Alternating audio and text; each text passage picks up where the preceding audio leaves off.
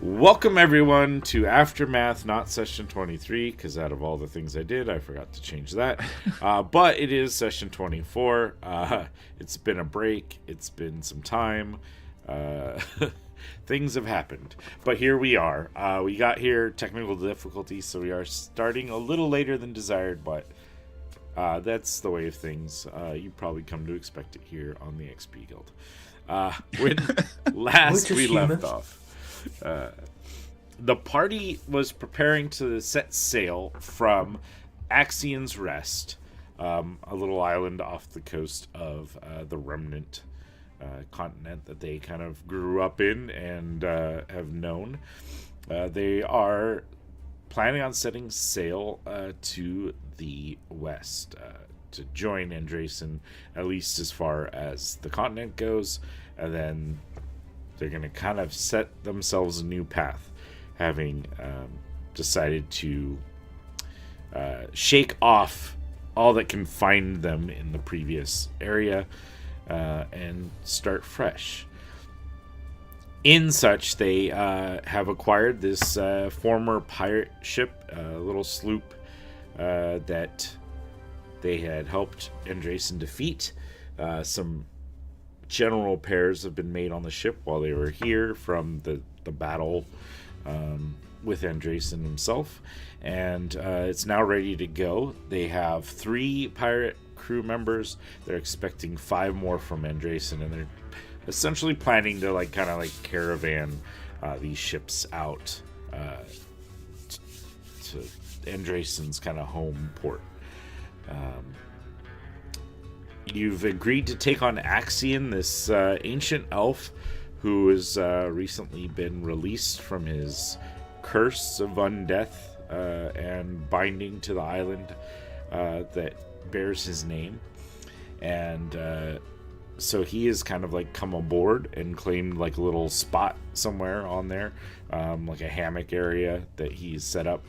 Gifted you guys with some magical items as payment for this passage. It was agreed that you would not have anyone throw him overboard, which was, I think, the specific words that Cyril was agreeing to. Yeah. Which allows for the shenanigans. You just shoot him overboard. Yes. Yeah.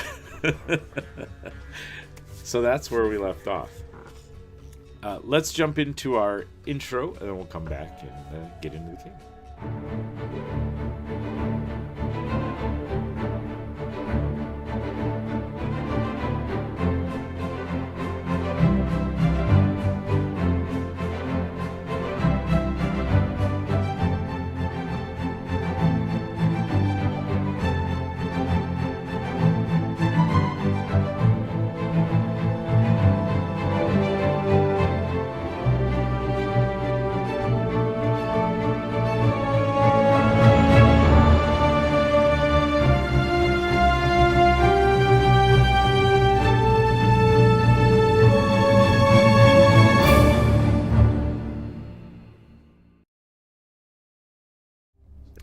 Welcome back, everyone.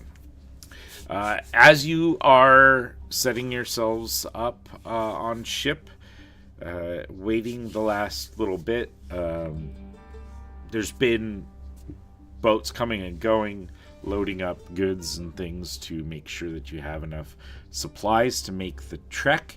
It is probably about a 2-week journey on boat, depending on weather and everything.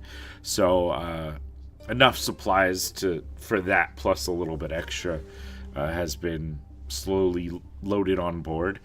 Your pirate crew has been working on last minute repairs, last minute setup, and at some point Andrason comes over with a small contingent of his own sailors, 5 sailors, to join your crew. Kind of comes forward and steps on deck, helps a couple of them up onto deck as well. You see there are three men, and they're dressed in like I don't know, fairly kind of uniform-esque outfits, as if all matching in crew, former naval look to them. Some of the like actual like ranking insignias from like a formal navy have been removed, but they're still like this like deep blue color. Stepping on, Andresen will. Greetings. I've brought aboard the sailors here. I thought we could touch base a little bit. This is Horatio Johnson. He is one of my skilled officers on board the ship. Thought he could help you guys out with navigation, keeping an eye on the other sailors here. Got several skilled deckhands that can kind of fill pretty much any position you guys are in need of. I've got Eli Schutz, Henry Griffith, got Abby Matthews, and Desire Caldwell. And the last one is actually like a tiefling of a kind of like pinkish hue to her. These kind of like small black horns that kind of like stick up out of her head. They're all kind of there. They seem to all have like short swords, basically, like strapped onto their hips. Hand crossbows. They all seem to be fairly similar and not like as if they were issued, as their weapons. They kind of greet you with like a little salute as he like lists them off, and they kind of stand there at like parade rest attention sort of thing. They're all skilled. I trust them all. Of course, I'll desire to have them back if they wish to return once we reach the mainland.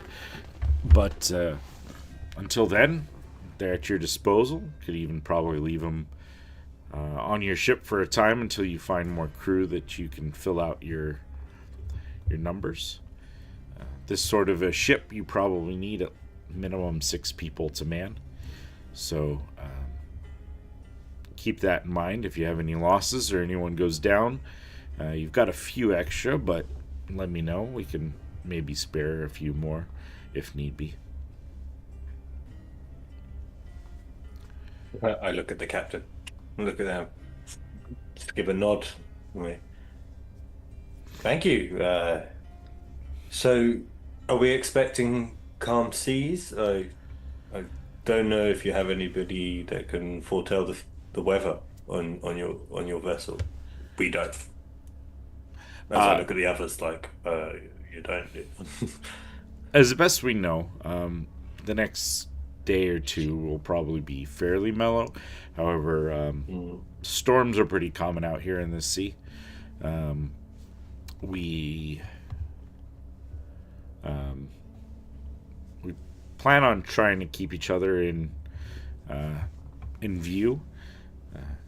The sloop here is probably a little bit faster than my ship, so maybe keep a bit of your sails back, and we'll generally lead the way unless something requires you to go ahead.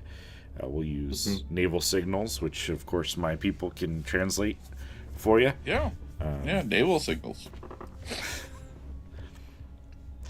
But yeah, it should be pretty easy. I know sign language.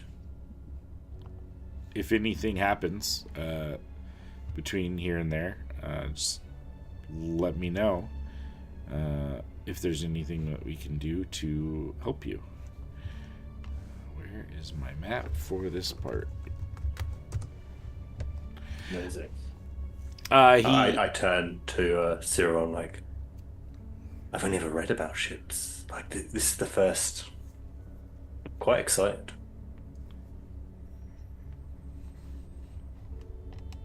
Gaz has gone up to all of them and is shaking their hands and repeating their names whilst looking in their eyes because his father taught him that's the best way to remember their names. Like, hello, Horatio, lovely to meet you. And it's very good to meet you as well, Jedzia.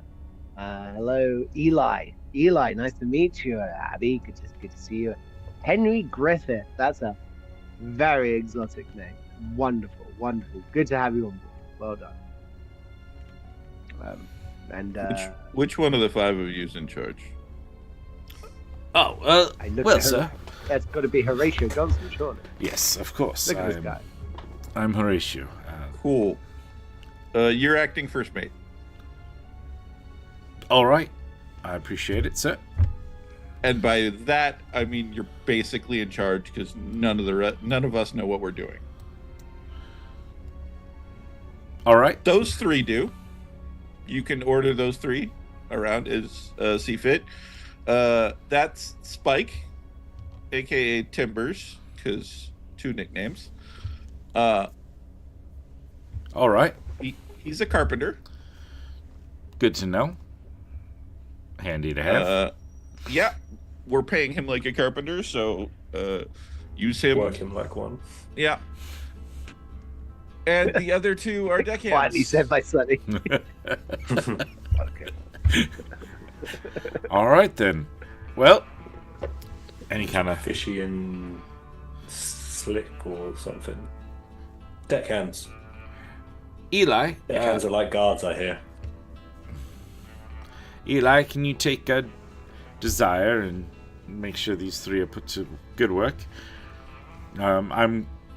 Was asked to go over the sea charts with you, Captain.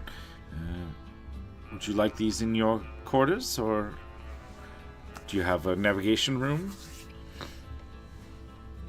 I don't know. How about we go to your quarters, and I can go over the maps with you and lay out a couple of our positions. Yeah, let's do that. We have about an hour or so probably till Lord Andresen's ready to show off, and then we'll hit to the seas. Yeah. He basically just like takes you down and goes down to the cabin with you and opens up these maps, various like nautical maps. So they have like current patterns and general like wind direction. Like there's a bunch of like little like notations on it. Spots here and there. I'm gonna make sure Sonny comes down with me, and I'm gonna point Sonny at the map, and I'm gonna stop paying attention. It turns out when you have smart people, you let smart people. It's true. It's true. It's, intrigued how well my last map drawn compared to real ones. I'm actually more interested than you think, and I happily take in. So, and with that, I'm gonna go back outside. Fair enough. Yeah. So yeah, he runs over. It's all nautical stuff, and he kind of grasps that you guys are not nautical. Yeah, not necessarily the most versed in these sorts of things. So he takes it easy. It seems to be like he doesn't try and like condescend or anything. He's just like, we'll explain things, and then if he sees that people are having issues, then he'll kind of slow down a little bit. But then he, continues on. So he just giving you a good idea of where everything is. Basically, the path. There's not much between here and the land, so he's just kind of going over these things for your benefit, and then that's kind of okay. Where we're at. If anything, I take route of like marker points, like where he says we should be in, let's say, a week. Yeah. It's just so I can see how we're doing compared to that. For example, if we plan to pass an island in 7 days, I'll keep track how many days it takes for us to pass, just so I know for myself how course is going. All right. Sounds good. He comes back on deck, kind of like pulls out a telescope and kind of looks over towards the other ship. All right, crew, pull up anchor, unfurl the sails. Let's hit to sea. You guys see like the sailors start running around. Axion kind of comes out and starts like climbing up one of the masts and starts working on unfurling the sails, trying to help out a little bit. And seems like he's enjoying this like ability to be out and about again, doing something different than he's been stuck doing for the last 700 years or so. Oh, right. I forgot we had the old guy. Yeah. I mean, he's an elf, so he's not really the old guy. He's at best a middle-aged dude. You know what I mean? Yeah. He's 700 years. He's Old like in his enough. 40s. No. 700 years here. yeah. He was something before. Oh. He was an adult before he came here. Yeah. Okay, yeah. All right, I take it back. Yeah, that dude is old. That dude is old. Yeah. Axion, go. How did that 700 days just not merge into one? So it's not like he can go, oh yeah, I remember that. That was 3 years ago. Like that was that time on the island. Yeah.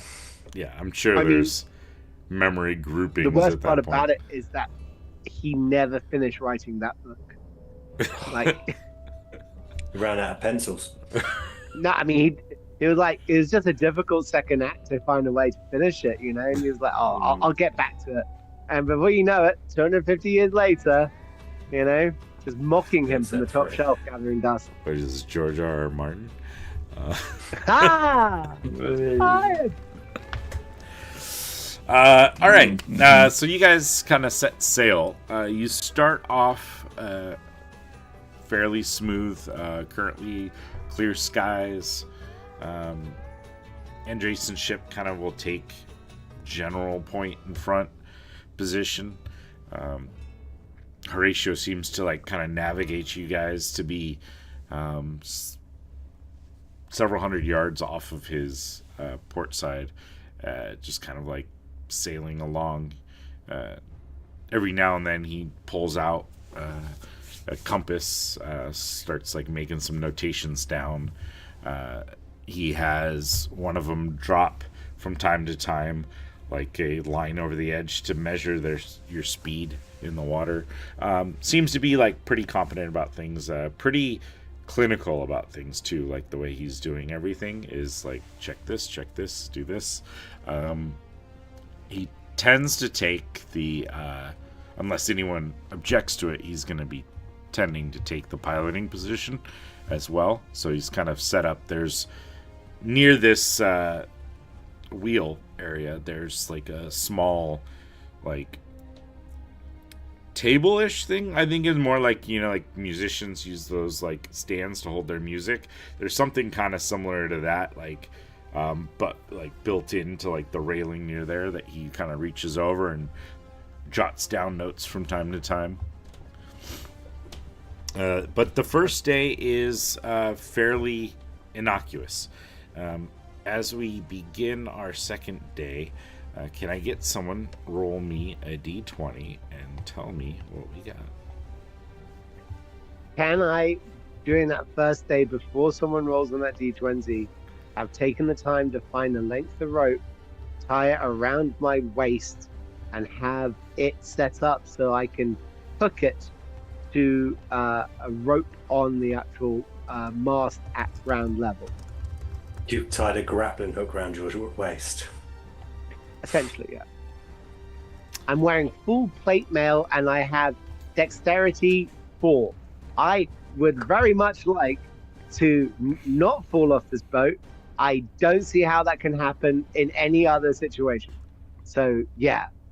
And I swear, for that first day, Jazz, whilst avoiding everyone actually working on the ship, is just pacing 1 step, 2 step, 3 step until he gets to like the edge of the ship, goes back to the center mast, does it again, like in every single direction. So he has as much knowledge of which planks are definitely going to trip him up. Like for sure, that plank is going to get me It's slightly raised. I'm gonna go for sure. I know that now, and knowing's half the battle. So, yeah, I'm just saying. Before you roll that d20, may I please have done that, GM? Yeah, that's perfectly fine. I'm just standing next to Cyril, watching him going, he sailed before, right? I mean, Like we got here. And then I'll roll the d20. For a 13. Ooh, nice. Okay. With the 13, it starts to get a little bit windier as you get going. And the weather starts to like pick up a little bit. You see clouds starting to form. It does appear that there's some sort of storm that's starting to form out here at sea. So the temperatures drops a little bit during this day, but it's not astronomical, and it's not like, at the moment anything dangerous or anything like that. So the second day will kind of come and go, and please, if there's anything you guys desire to do each day or work on each day, feel free to let me know.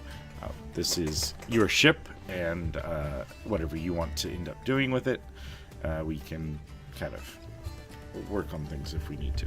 I will probably take some time, maybe like an hour out of my day, just to talk with the first mate about the maps. I know on the ship there's probably not much I can help with physically, but the maps I probably can. So if he can show me what he's doing and little by little at least learn the navigating part, maybe not the fully reading the maps part, or vice versa. Yeah. Why don't you just give me an intelligence roll? Sure.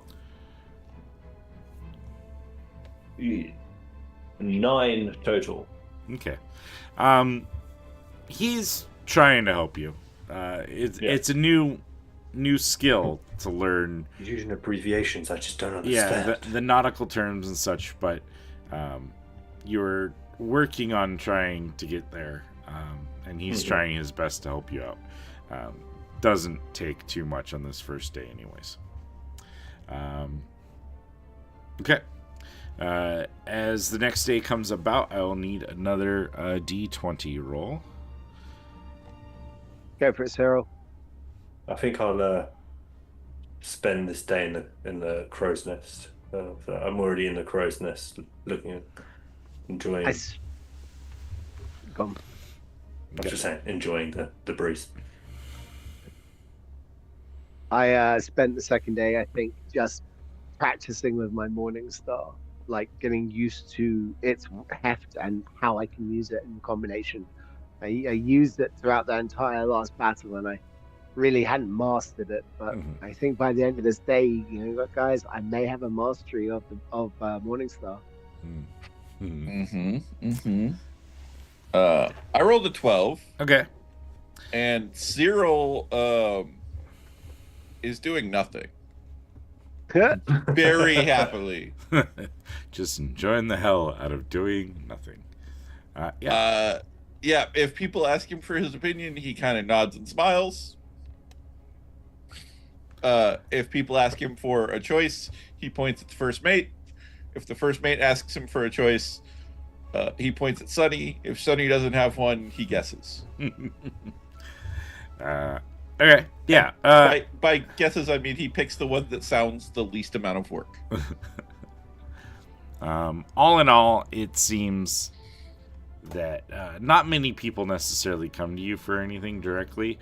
Horatio will That kind of sounds like perfect. tell you basically like, Captain, I think this is the best thing to do, sort of thing. And every time I go, cool. Yeah. Do it.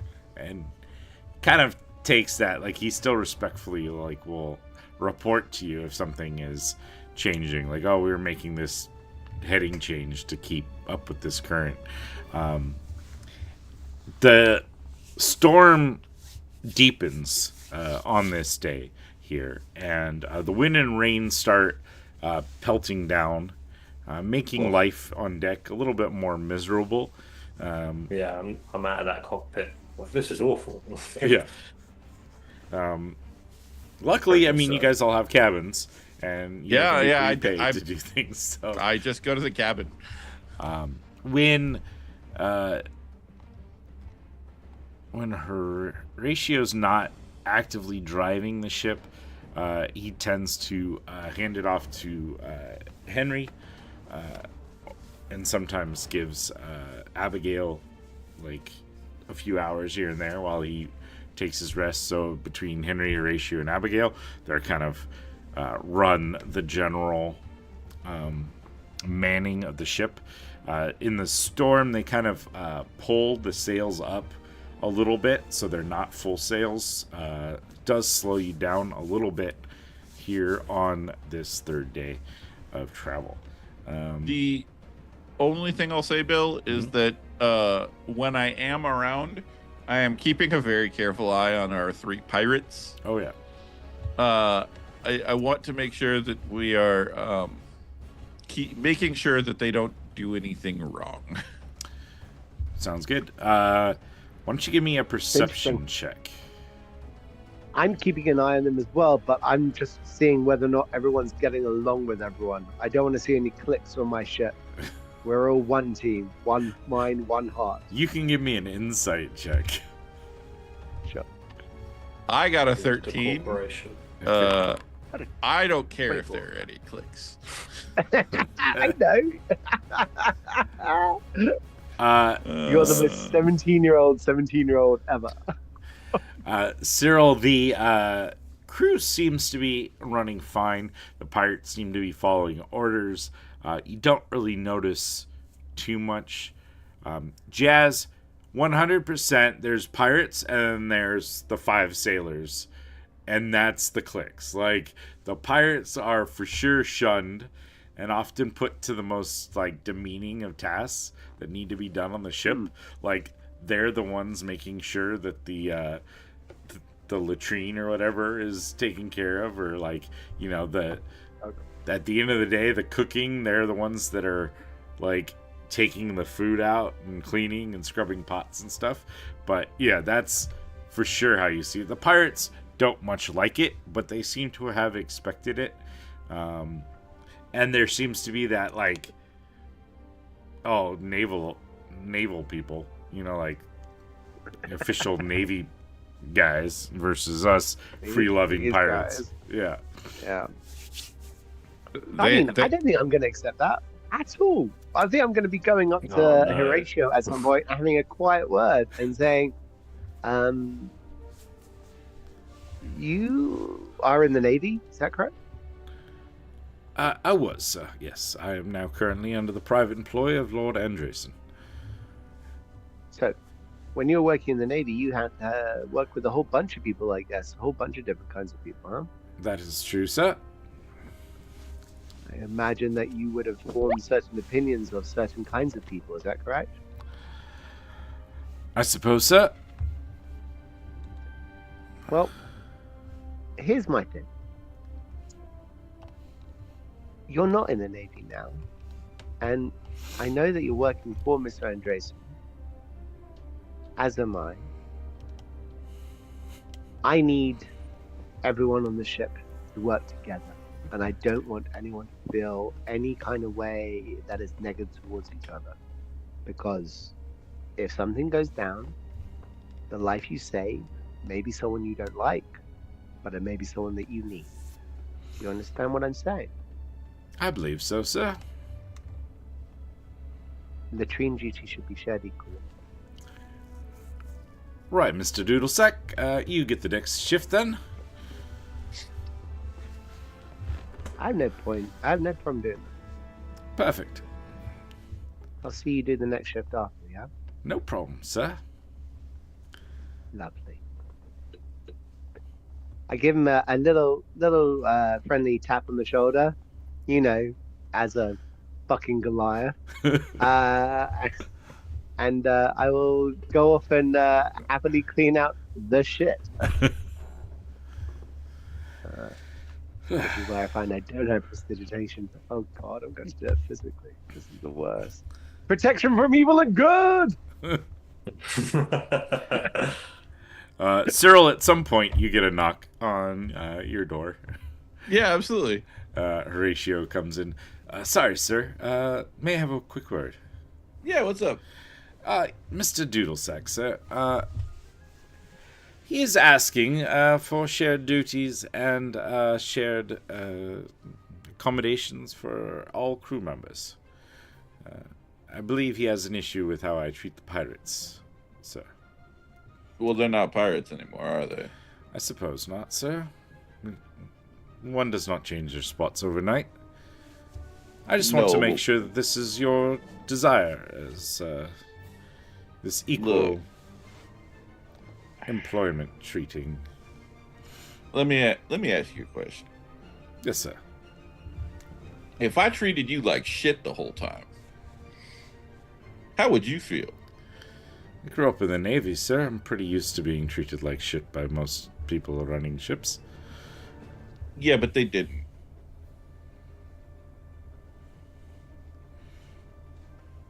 Okay. Fair enough, sir. We'll see that the pirates are treated a little bit better. I'm just saying I can't stop you from getting stabbed in the back. Fair enough, sir. Just wanted to make sure that your orders were not being circumvented by others, that's all. Nah. If Sonny or Jazz give you an order, it probably came from me as well. Yeah. I figured as much, sir. Just wanted to make sure we were all on the same grounds. Absolutely.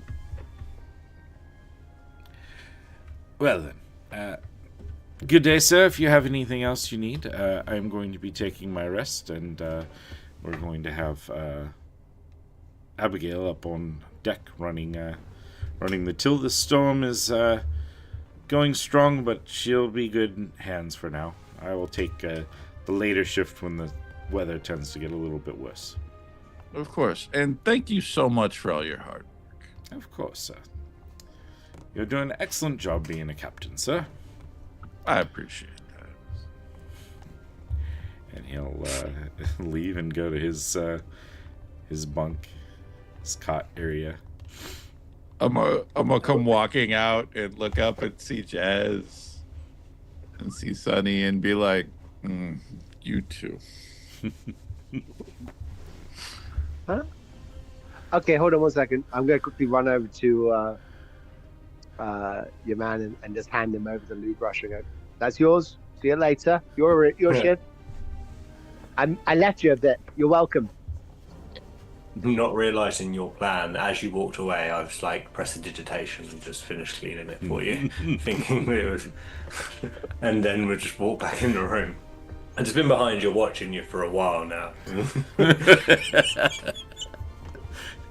Like, Oh, you gotta love Out of character, my guy, that's fucked up. For sure, that's fucked up. Out of character. In character, love it.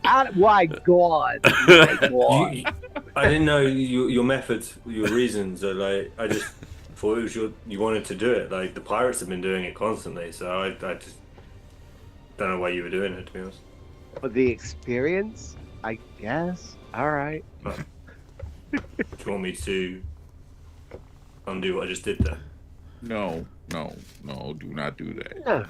No. Sonny, you probably will never make a mistake if you do a spell. Don't agree to that. That is not the truth. Please. Okay. We need to talk. Probably bit. That's what I'm hooked on at the moment. It's not a certainty. See, so I'm like, I would agree. It's not a certainty. Horatio's an asshole. Yeah. Yeah. He's a little short with me when I ask him about the maps, but I just assumed that I was getting in the way. Okay. He doesn't like us or respect us, and that's fine. We haven't given him much right to.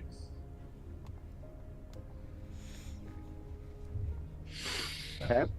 But we need to keep an eye on that.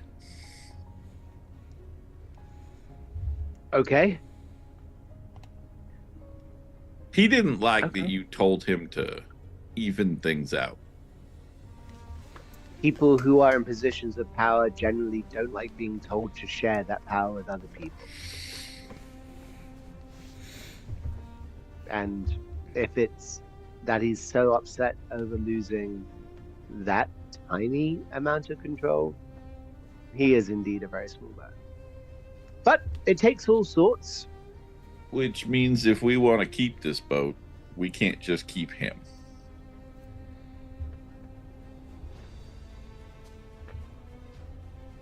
We can look to maybe create a transfer. What it means is that Andrason either A, doesn't realize Horatio's an asshole, which is very possible, or B, he sent him on purpose because he wants all of his crew back and doesn't want us to just keep them.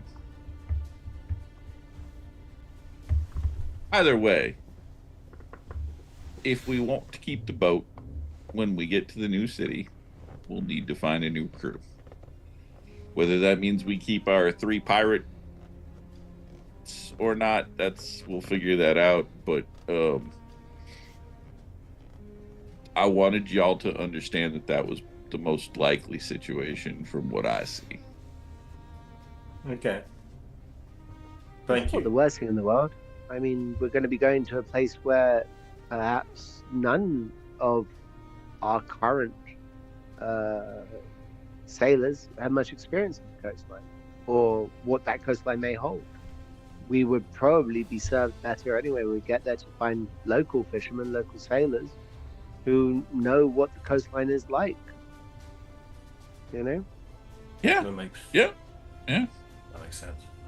So, I mean- sounds like, Jazz, that you're volunteering to take point on that. I'm happy to make sure we have a dream team that is able to make sure we can enter the scene. Not a problem at all. Perfect. I love Cyril's like Really is the HR delegation of duties. So Like Jazz knows exactly what Cyril is doing. Yeah. And like he's just looking at him the whole way through. Like he's not even looking at Cyril in the eye necessarily, but rather looking at the pose of him just lying languidly on his cabin bed. With the hat and Yeah. the sunglasses. Yeah.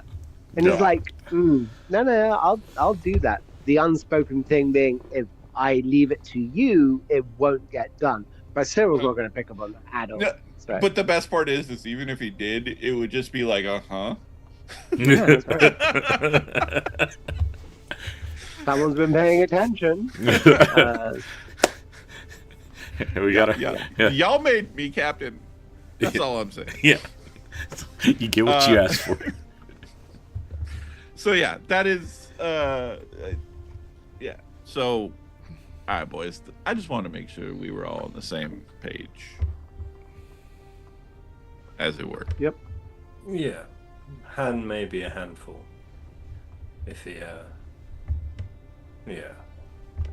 Well, is it a lack of just respect for us thinking we're nobodies and then we're in charge of him, and then we have a group of what he remembers as pirates that we've freed and now are as equal as him?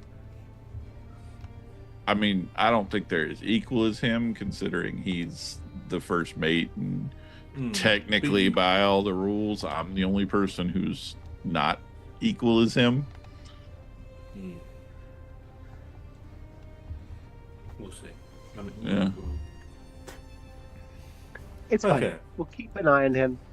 Maybe I'll give him a performance improvement plan, an opportunity to do better. You know, and he might rise to that. It's only day 2. It's true. I'm sure I mean, this, we'll shake it out. We'll get to know each other, and we'll all be best of buddies. We haven't had a rum drink flashbacks all on night the yet. performance improvement plan. I broke him there. Did you see it? I fully broke him. You just said we were gonna pimp the dude who's driving our ship, and I couldn't. And like not with like a trace of malice in his mind. No, He's like, yeah, this no. is what people need to do Yeah. better. Sometimes Yeah. they need a person to point out where they're going wrong and how they can do a better job. And we need to monitor that going forward to make sure that he is actually doing it better going forward. And Really? all I can think of is the fact that I've never seen somebody get a pip and it do anything good. No, it's just another way of saying we're going to buy you in 90 days. Yeah. This is step one. Step 2 is you go find a new job now. Yeah. All Yeah. right. Yeah. So that was the goal. Cyril's gonna look at Jazz and just be like, just so you know, he came to me immediately afterwards to mommy and daddy. Yes. No, I don't Daddy. get the reference. Oh. Daddy says you can do one thing, you're not happy with it, so you get your mummy to tell you don't have to do it. No, Whoever's no. got When Mum the and more Dad power worked, in they them. were always working as a team. Like they always were at a united front. You know, it'd be impossible to try and get one over my father. Is that a height joke? or- Your parents.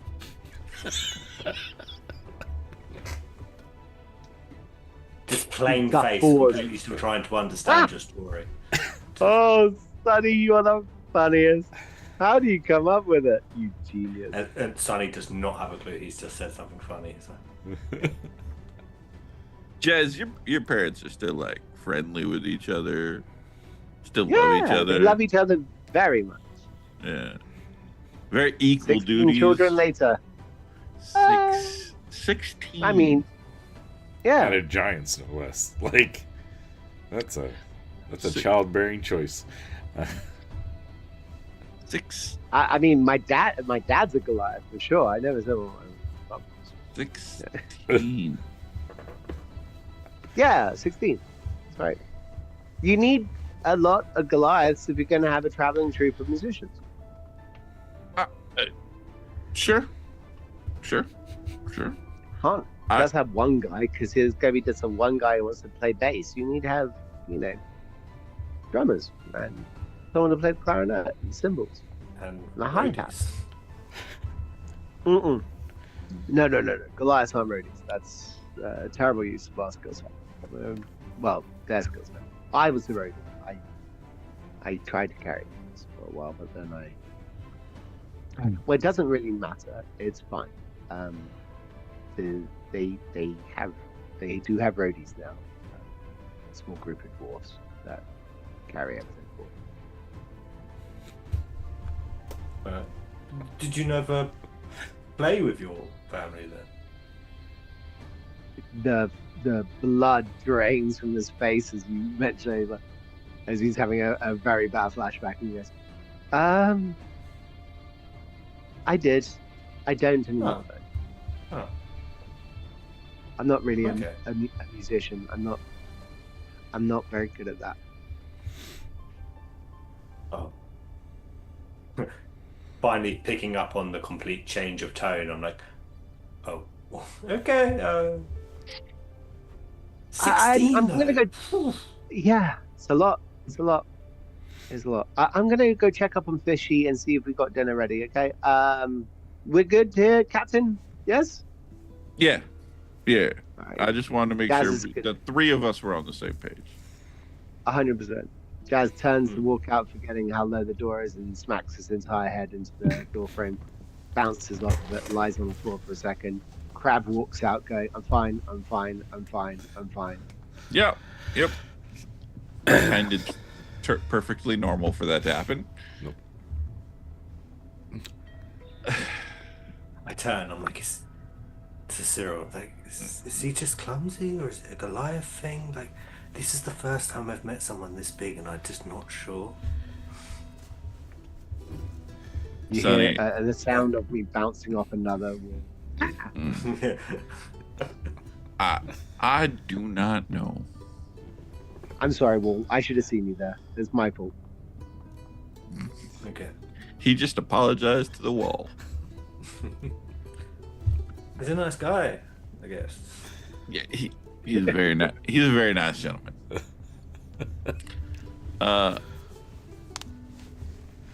Just to keep an eye out on Horatio and the maps, and like, if you notice he starts doing something weird, let me know. That's all. Agreed.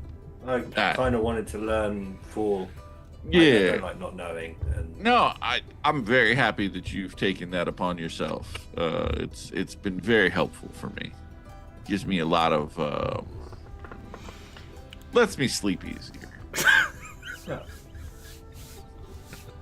Again, Sonny's like, I'm glad I can be a help, Captain. Yeah. Yeah.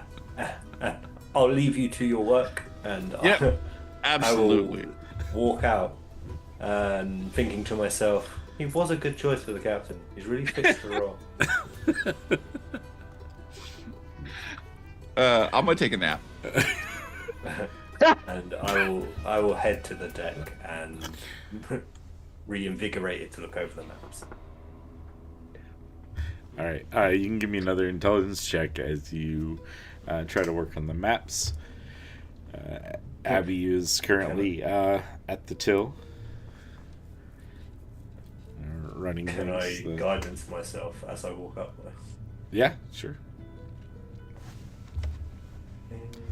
Intelligence. Intelligence is D4 plus. It's a 14 total. Okay. Better than the 9.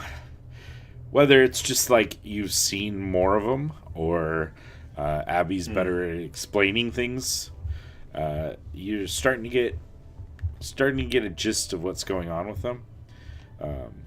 You're not like. Am I right in thinking Abby was almost like the trainee? She's learning as well.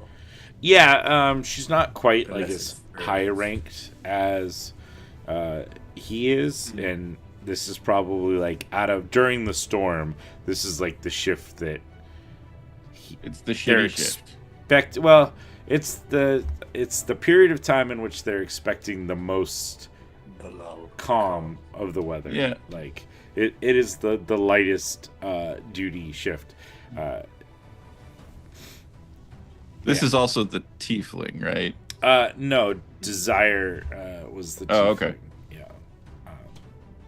And she just seems to be like kind of running around, raising, lowering sails, as they're called.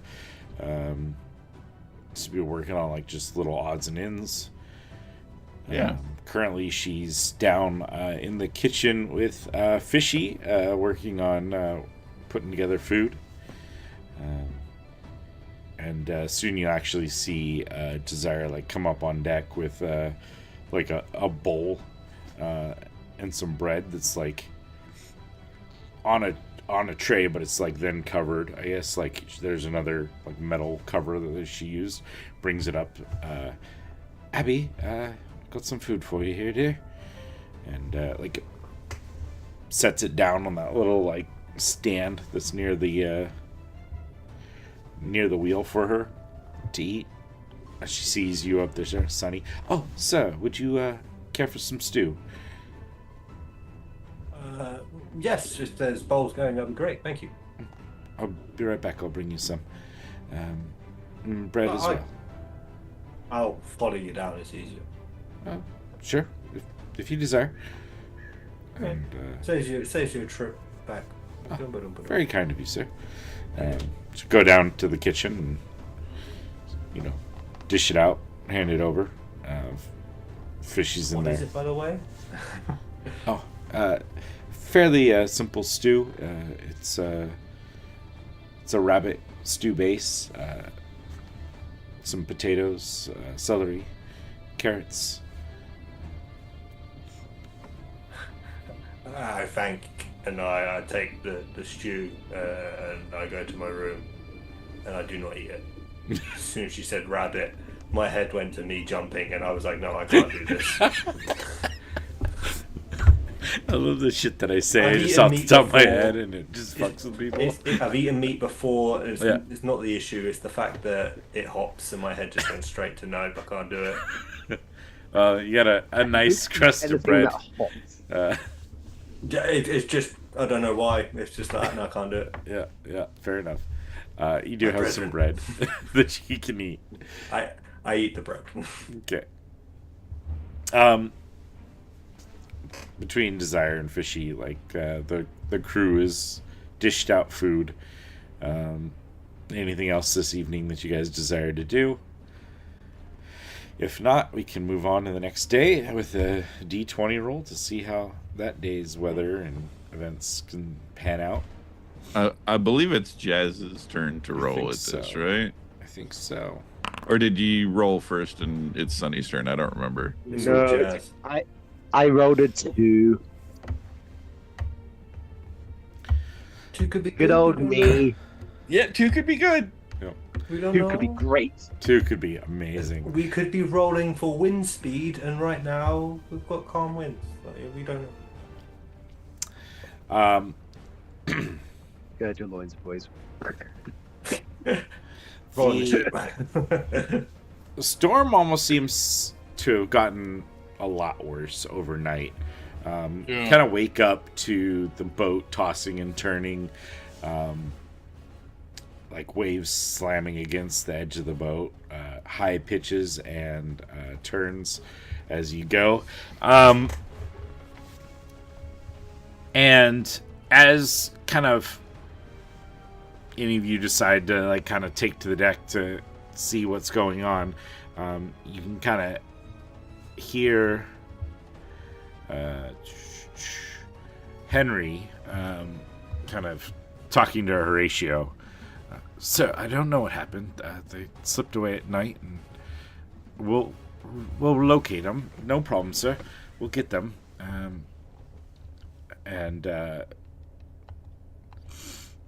as you kind of like look out, like during the storm and the visibility of everything, you don't see currently Lord Andreessen's ship in the nearby vicinity of the ship itself. Horatio kind of like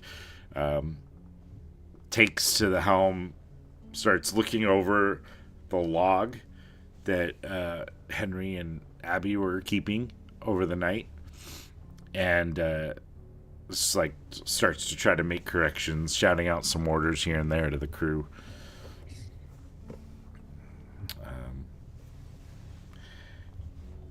Who, if any of you guys, have taken to the deck?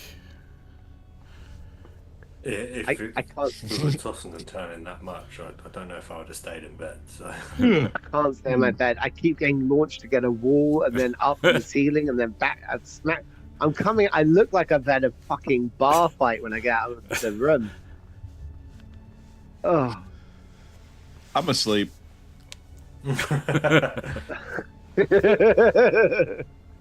I will follow behind Jazz after hearing him probably bash about. The clanking and Yeah. clang, clang, clang, clang. as you Yeah. come up on deck, Horatio will look over as you come up. Sirs, during the night, apparently, we've lost contact with Lord Andreessen's ship. We're currently navigating in the right direction, so eventually we will probably find them when this weather breaks. But for now, we're just going to keep pressing on as best we can, and we'll do our best to try to locate them once the sea gets a little bit calmer. Right now, we're in full kind of maintenance mode, making sure we can handle this storm. Holding Anything on you to need the from side us? of the boat as it rocks. Yeah, exactly what I was about to say. Is there anything you need? Right now, I just say hold on tight, prepare yourself. These weathers during here, it's the riskiest times for sure. And kind of as you guys are talking to him, you kind of hear this loud kind of scream, I guess, like this like loud kind of high-pitched scream, and you see coming out of the clouds a large figure, wings furled out, kind of like scales and like crests, like lines coming down the back of it, like these like almost like sleek rims of it. You see a winged creature, a dragon of sorts, diving down towards your ship. Let's go ahead and roll initiative. We got a 19 on that initiative. Yeah, buddy. I rolled a 10, which means I got a 7. I rolled a 4 because I have yet to roll anything above a 10 on initiative on this character that has a plus 5. So I got a 9. Wow. I like how your initiative goes first, and you're asleep. Yeah, Sunny. Well, and I still almost rolled the lowest I could. Sunny, you will react first. It is still high up in the clouds, like starting to dive down. Probably like, I don't know, 100 feet or so at least. 100 feet or so at least. I think my first action is to make sure everybody is aware of the coming danger. I will use. I think minor illusion does sound. Yeah, you can create a sound. Its volume can range between a whisper to a scream. It can be your voice or somebody else's voice, a lion's roar, beating drum. I will start making the same noise of the alarm bell. There's usually one on the ship. Mm-hmm. If it's not in reach, I'll use a combination of that with bonus action to recast it again, and shout that we are under attack or danger. Okay. Beast. And as Every so often you, it's a different word. yeah, as you're getting it going, you do see the crew is already kind of scrambling, trying to find their positions on board the ship. Pulling out like some of them are pulling out like crossbows and various things. Given the angle of attack, like none of them are kind of moving towards where like the cannons would be under the ship. Not that there's a lot of cannons on this boat, but there's a few of them. But they don't seem to be currently any good. Apologies. That's my bonus action because I've got the illusion thing. For my action, mage armor. Sounds perfect. Yeah. Okay. Diving down. So currently, Cyril is in his cabin. So he is not on deck. Where are you guys positioned on deck? Somewhere stable but out of the way, like holding onto the rope on the main mast, something like that. Okay. I don't want to be in someone's way, but at the same time, I don't want to get thrown off the ship. So The mast is this one here, Yep. and there's another one there, and there's Nice. another one there. Yeah. Okay. I think I will come up the stairs, hear the noise, and want to see what it is. Am I? No, I am not dumb. I think I'm gonna get to about here. That's gonna be where I would be. Okay. Okay. Let's see how this one works. Diving down lower. 30-foot cone, huh?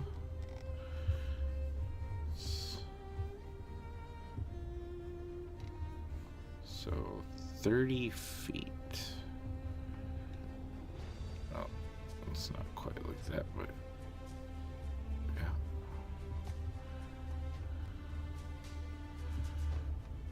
Okay. All right. 30 feet here will be. Stop putting things on battlefield. I don't think all the pirates would have been in the same place. There's probably a couple still coming up. Alright, so 30 feet will be that range.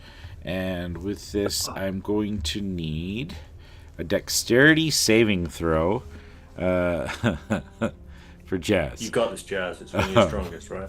Yeah, it's his best, you know.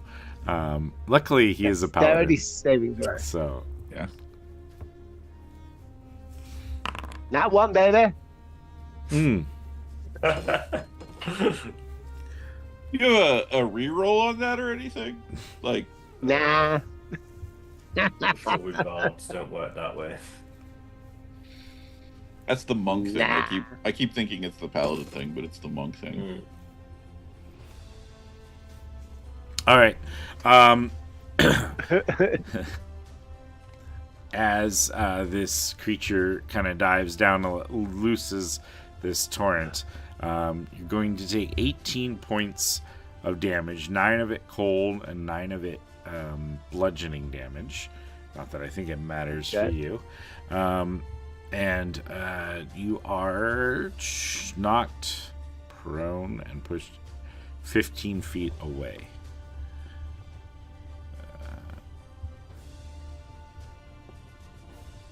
Question: would you have tied yourself up when you came up on deck?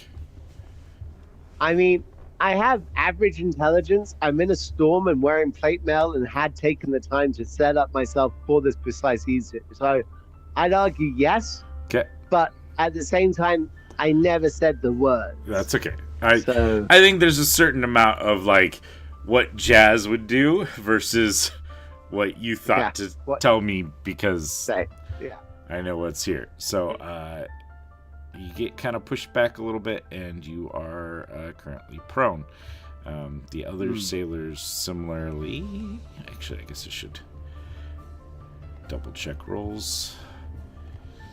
Okay.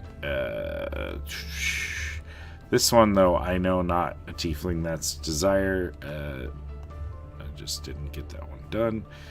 This pirate seems to be okay.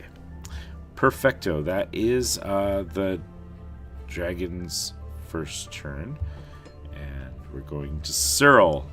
You feel the boat like this massive force slam into it. This a rush of seawater came from this dragon as it was diving down, releasing this blast, this cone, which, as your ship was probably like going up on a wave, now all of a sudden got pushed hard down in the other direction, and you almost are like thrown up out of your bed. So you kind of like awaken to this scream and this call, and Yeah. it's your turn.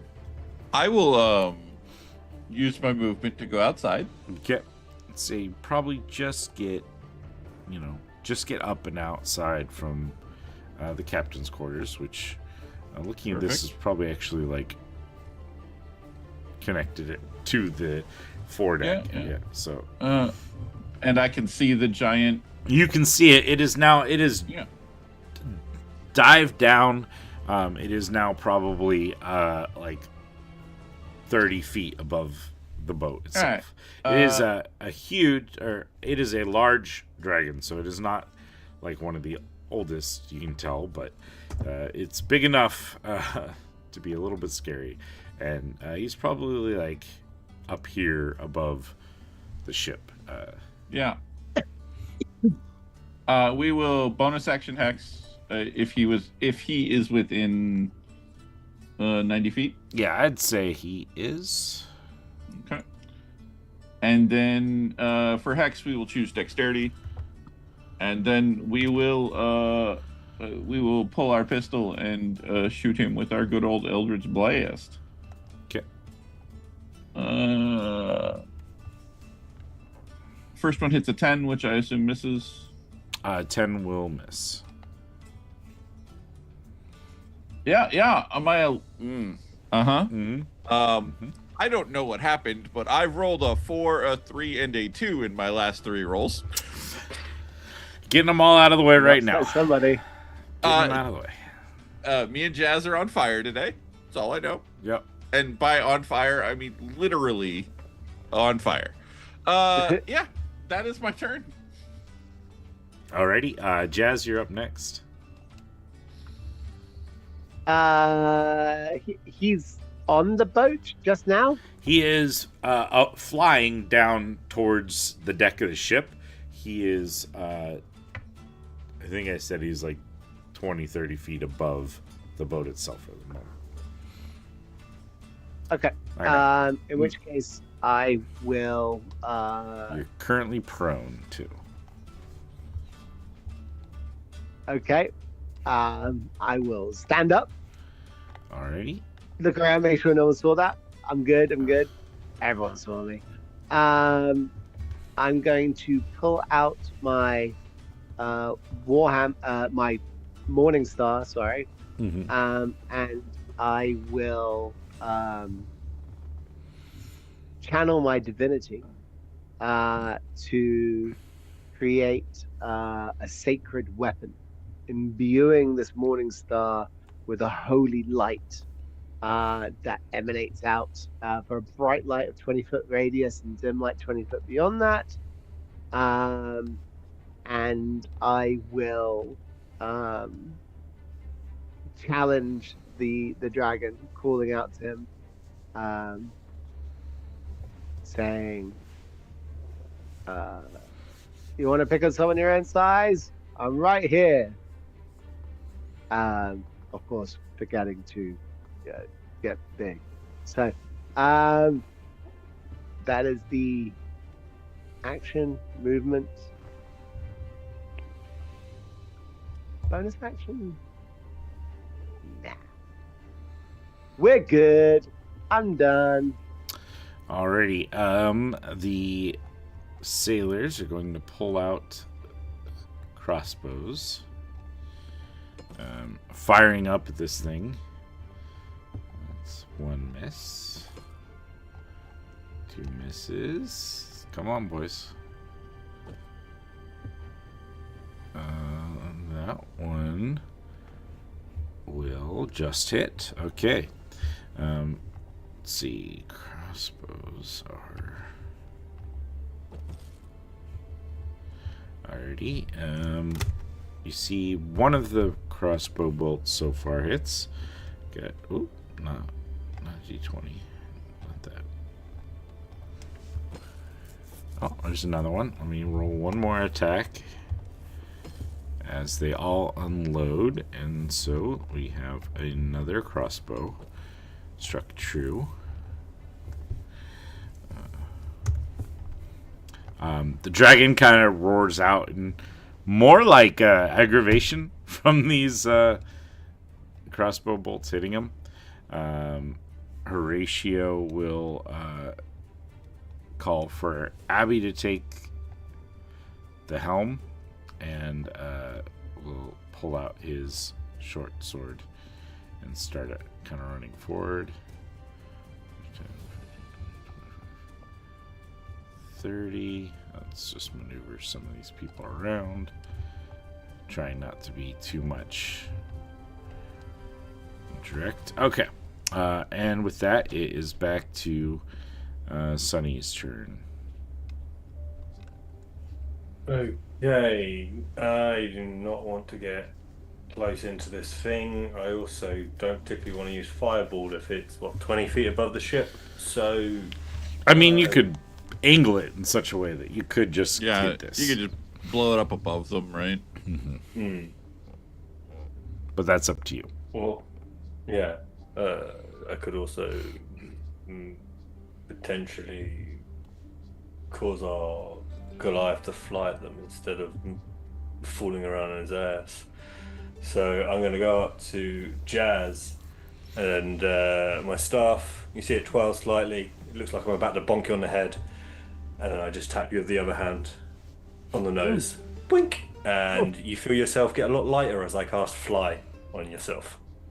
And I'm like, you shouldn't fall off the ship this way. And then I will retreat into like a cubbyhole corner.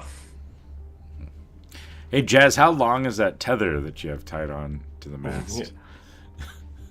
It would have been a solid at most. Geez, from here to here, what, 20 foot? Okay. 20 foot. Yeah. All right. Just checking. Yep. He can make that The ship is decision. still He wants to cut moving. the This phone. is still a moving ship through the water, right? Yeah, yeah. So at She this just- point, I'm kind of like a balloon being pulled behind it. I mean, we're Just going like to with fishing. assume Yeah. relative positioning to the boat. Like, when you're flying Okay. and everything, you'll be able to, like, keep yourself. Just because you have the ability to fly doesn't mean you're currently Yeah. flying. Hmm. So, You're from the ground. Okay. Yeah. Cool. To be fair, if anybody's going to jump and miss the landing, which is how you fly, it's gonna be Jazz. I mean, I'm not going to discount that possibility. I'm just putting it out there. Okay. The young dragon is going to continue to descend. It is going to land on the boat here. It is going to. What is the reach on this thing? Actually, it's going to land here. And it is going to make a bite attack on Horatio. Anybody Right, else matches. not upset at that at all? Yeah, I'm actually kind of okay with it. To be fair. He will miss that bite attack. And now That's it's going okay, to make one fin attack on Desire and one on Jazz. 28 to hit Jazz. Yeah, okay. Not the best roll. Silvery barbs Okay. on Jazz. 28 to hit Jazz. 9 points. I rolled 3 19s in a row. So Damn. We're in trouble. There's an advantage to give. I missed Horatio, but I hit the other 2 attacks. Yeah. Just 9 points of damage, Jess, as he like smacks you with one of these like fin-like arms that it has, and will smack Desire as well for a decent. For how much? Because I'd like to use Interceptor if I can. I am within 5 foot of the enemy. Yeah, so it was 14 points of damage. Okay, so I get to roll a d10 plus 2, I think.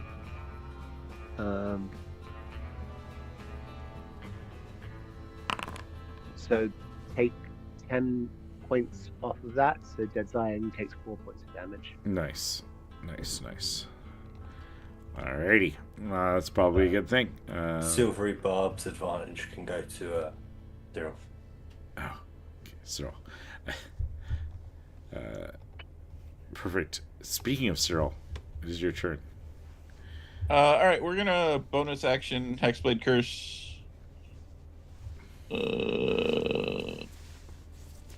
This one, and then we will start off with movement.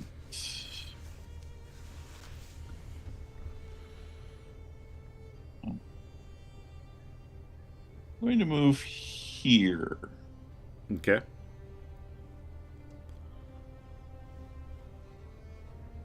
No, I'm gonna move up over into here. Okay. All right, and we're gonna shoot the dragon. Okay.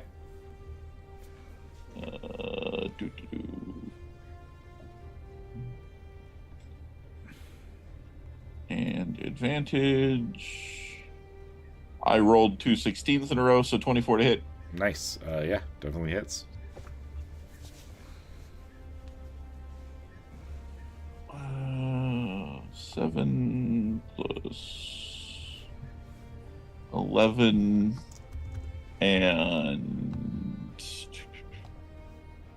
I think it's 3 more.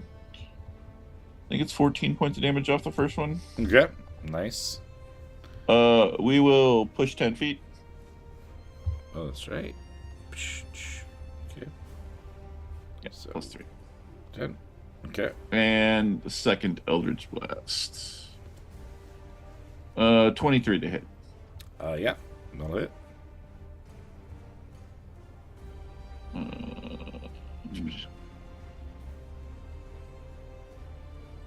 Eight, 11 points of damage, and 10 more feet, please. Okay. Perfect.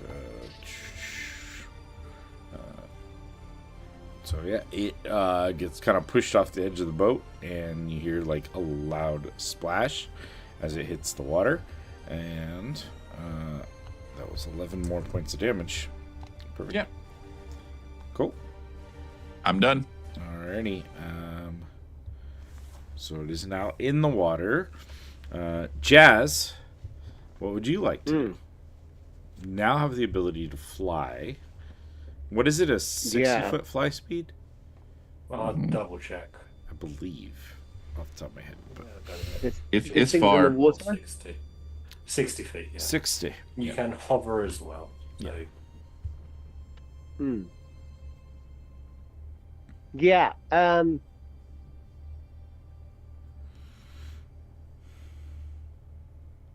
Okay. So he's made it fall into the water prone, is that right? I mean, he's in the water. He's not necessarily prone. Right. Okay. Well, This is his Well, off I natural go. environment. yeah. I guess Jazz is gonna jump off the side, fully planning that he's not gonna fly, but rather jump on this thing and then grab hold of it by the neck and then just strangle it in the position where it's in. Okay. What about that grapple? So he shouts out as he jumps, Kaderi, Neski, and he is going to take a larger size. Okay. Did you sever the bonds that bind you to the ship? Yeah, if I can do that as a free action, that'd be great. And then Sure. the I'd next say step- you probably would have figured out a way to tie yourself in such a way that you can, get rid of it if you need to. Flip knot. Something like that. Okay. Then I get 2 attacks going on here. I'd like to do 1 attack to hit him with my Morning Star, and then with the second attack, I'd like to grapple him. Okay. So first of all, the attack is +5 because of the holy weapon, of which I think I'm going to need all of that. I don't even know if that's going to hit necessarily. I rolled a 3. Oh no, who'd you get the advantage to? Oh, you gave it to Cyril. So that's 9 + 5, 14. Is that going to hit? No, 14 will not hit. Okay, then I'll go straight into the grapple mode then. Okay. So it is an attack first, I think, in the modern rules. And then Okay.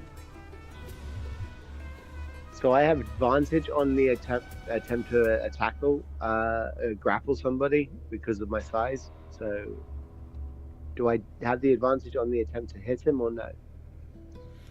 I don't know. Dawson, do you know how that one works? Or either of you know? All right. I thought you just gave up an attack to grapple, and it was just still the normal grapple rules. Does it change that much? I think so. Let me just double check the rules. The target must succeed on a creature can grapple another creature. Character is grappled Unarmed strike. by using an unarmed strike. Okay, so I'll do my unarmed strike then, okay? Which is a 22. Yeah, that'll hit. Okay, Attempts equal. so now we're grappling. So it's got to do a strength or dexterity saving throw.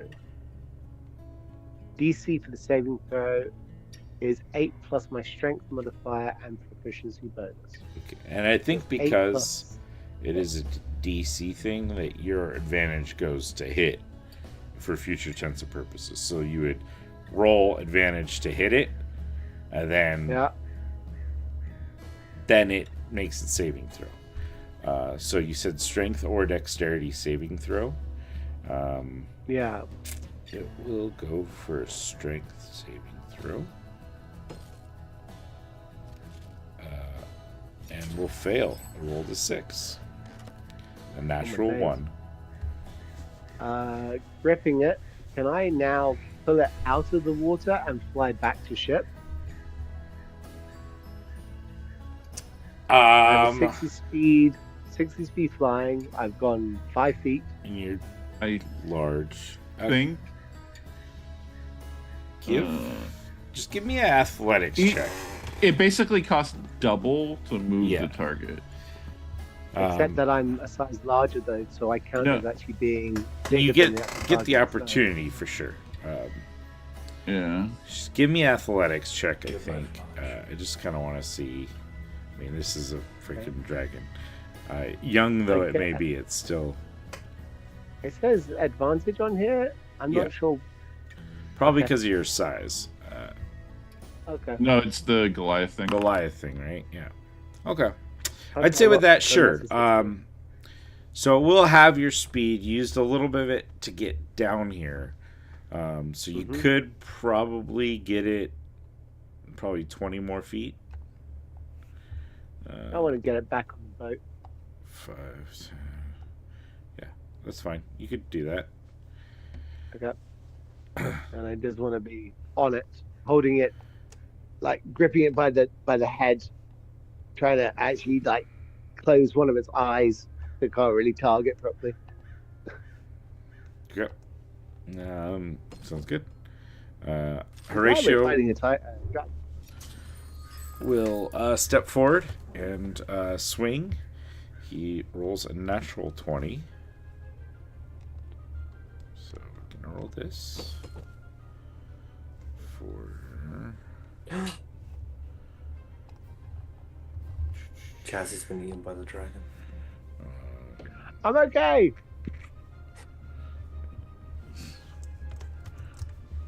It's good. I like it. Alrighty. Right, as I'm actually.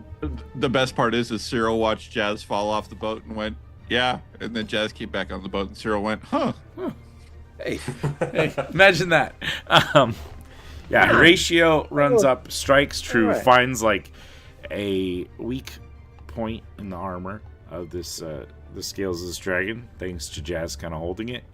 And now we got a few crossbow bolts coming in.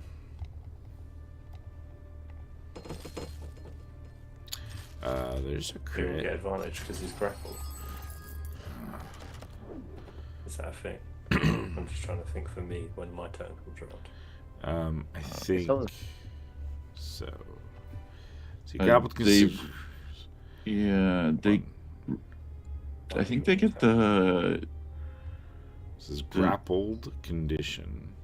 Yeah. Grappled condition speed is 0. You have disadvantage attack rolls against any target other than the grappler.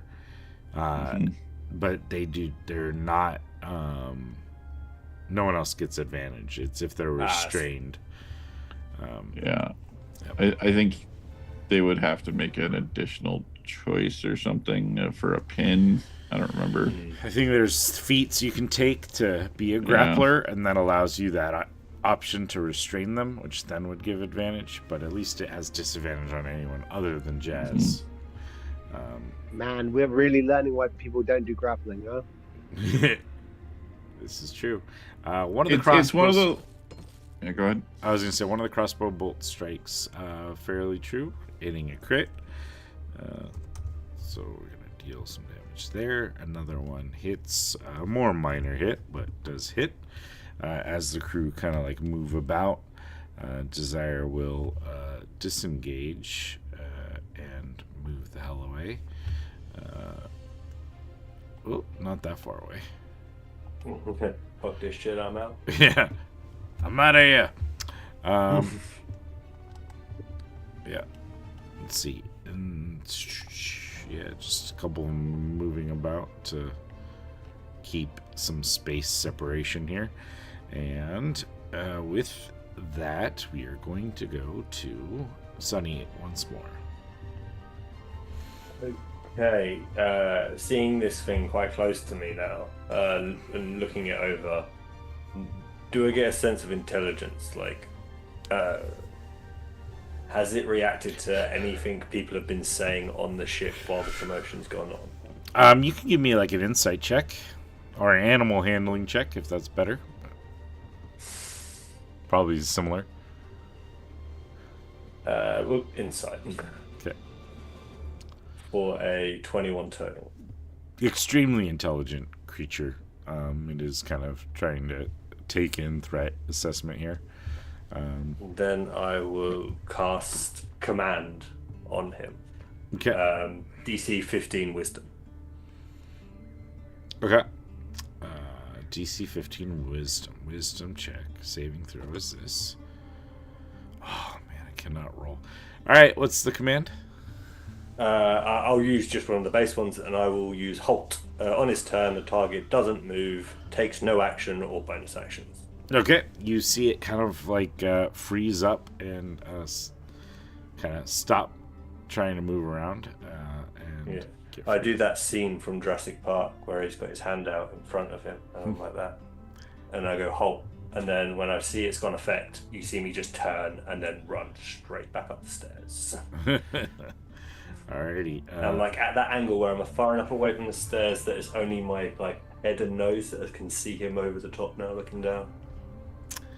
In which case, it will spend its turn just standing still. Cyril, you're up. I would like to shoot the thing. Okay.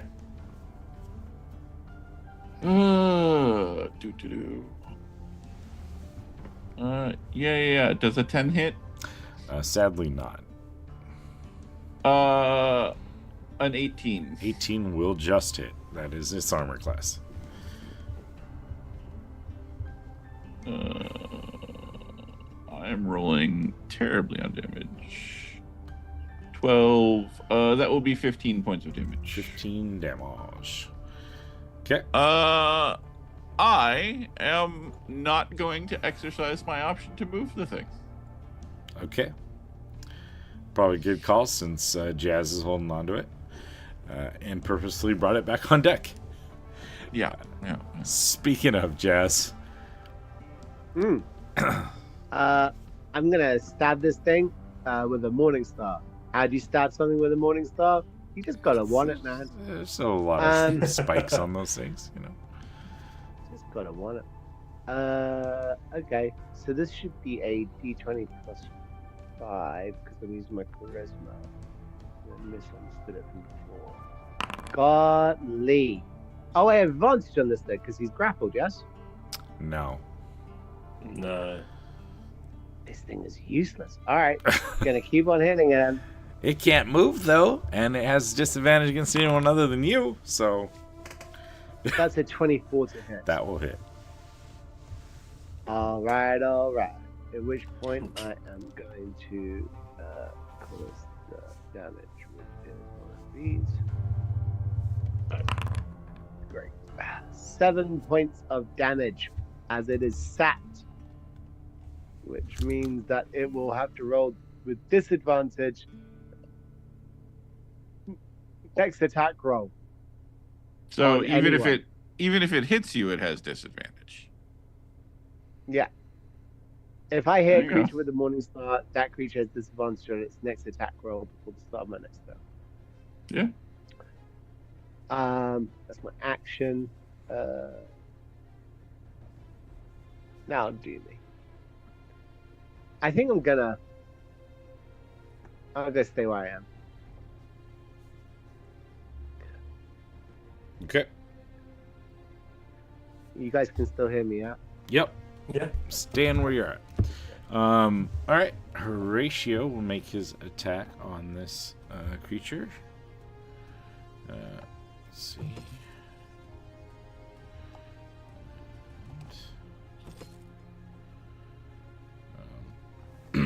One of his short sword attacks will strike true.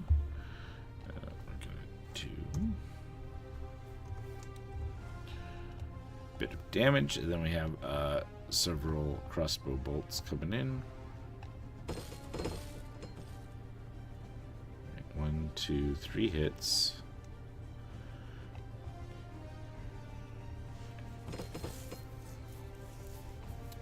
Nice. 18 points of damage combined. It is starting to look a little beat up. It's starting to look bloodied.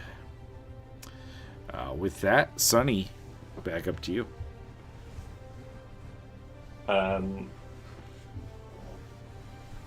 Yeah, seeing the success of that last time, I will try and use command one more time. So another wisdom 15. Okay. Wisdom. This time it seems to get the sense of what's happening and is able to withstand. Unless you... Okay. Bonus action, I will... No, do nothing. There's no point making illusions at this point.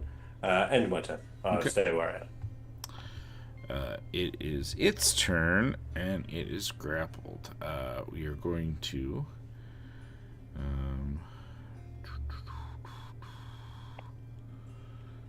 yeah, I guess we're going to attempt to bite you, Jazz, for a 28 to hit. Disadvantage.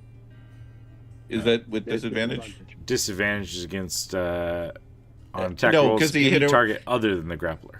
But he also hit you with the. Oh, with the sap. Okay, that's right. yep. I forgot about that. So let me reroll that. 17 to hit. Yes. Alrighty. And then it is going to have. So is it all attacks or the first attack? Just the first So, one against me. Just the first one The against first him. Yeah. attack is next. All right. Yeah. But anything not against him. All right. Well, I have to tell you, she's a lovely little dragon, but she's a little bit bitey. 26 against you there. To hit. Oh, me. Okay. 11 points of damage. I did miss another attack in there, so. So- Not against me, then. It was against you. It just didn't feel like it. Cyril, All right. you're up. This dragon seems to be kind of taking its wrath out on Jazz as it holds onto him. What would you like? Yeah. We're gonna continue with our good old shoot it in the face trick. 20 will hit. Yeah. Another stellar damage roll. 10 points of damage. I can't It's working. roll shit for damage. It's Yeah. That's almost effectively my minimum. That's a good roll. Yeah. That's decent. Another 15 points of damage. 15 points of damage. It's looking pretty beat up. Starting to look a little frantic. I will be done. Alrighty. Jazz, you're up again. Bleeding heavily. Mm-hmm. Grips the whole neck of the dragon. Am I still able to fly? Yeah. I go straight up, holding this dragon as much as I can, pulling it all the way up, and then going to smack it as hard as I bloody can on the warhammer with the morning star, letting go of it, letting it fall to the ground. The ground is the ship. Uh-huh. Oh well, Uh-huh. we've got got- Spike, the Timberman. It's got wings. That's a 16 to hit. 16 will not hit. Okay. But it will fall to the ground. Yeah. Before I do that, then I will hit it again. Okay. Come on. That's a 26 to hit. Yeah, that'll hit. Okay, so I'm going to hit it so hard that I'm going to use my Hill Giant Topple power. So will fall prone as I let go. So it's falling, 30 feet down? Yep. So that'd be 3d6 bludgeoning damage on top of the actual damage I'm doing to it. Mm-hmm. Nice. So if you just want to add I that. rolled a 2. So 5, and Okay. then 3d6. Oh my god. Another 10 on top. 16 points of damage. Okay.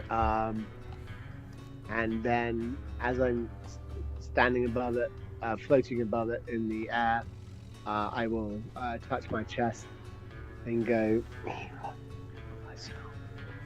and I will do healing hands for 30 points of health. Okay. Good. All right. It will be prone, so we're going to have at least Horatio who'll get advantage on his attacks. So let's roll.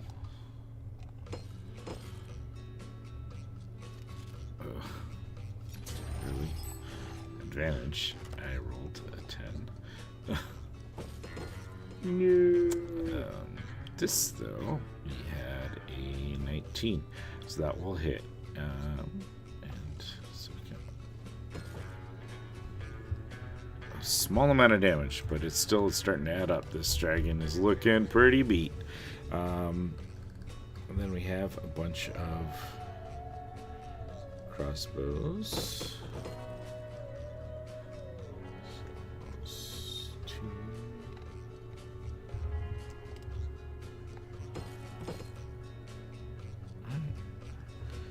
Two of them are able to hit. So we got an additional 12 points of damage. It's looking pretty rough. Sunny, you're up. Oh, don't particularly want to use any of my damage spells because they're all fire based and we're on a ship made of wood. I don't particularly want to be responsible for damaging it. So, I will cast Magic Missile at first level. Alrighty, roll Force damage. damage has never impacted wood, ever. Do you want me But to it roll never misses. individually or all for one? I think we were doing all for one. Then I'm happy with that because I rolled max damage on the first roll. So that's 5 damage per dart. Three darts, is it? So 15 damage. Okay. Perfect. Let's see. Aiming only for the face. Remember, the dragon was hit by the Morningstar, so its first attack will be at disadvantage. Alrighty. Well, that doesn't affect any of you, but I think that is the best it's gonna. No, I think it's more mad at Horatio. Let's do it like this. Alrighty. Sunny. I'm actually going to take 5 foot back as well. I never did, but I was like that. Didn't imagine myself. Nah, I'll stay where I am this time. You want me to roll? Right? Dexterity saving throw. Yeah, I do think I've got something for that just in case as well. But I also need to roll for Horatio and for Eli. I got a 15. Okay. If that fails, I will use a reaction. Use your reaction, sir. I get to add a d4. I rolled a 1, so it's a 16. 16 will just save.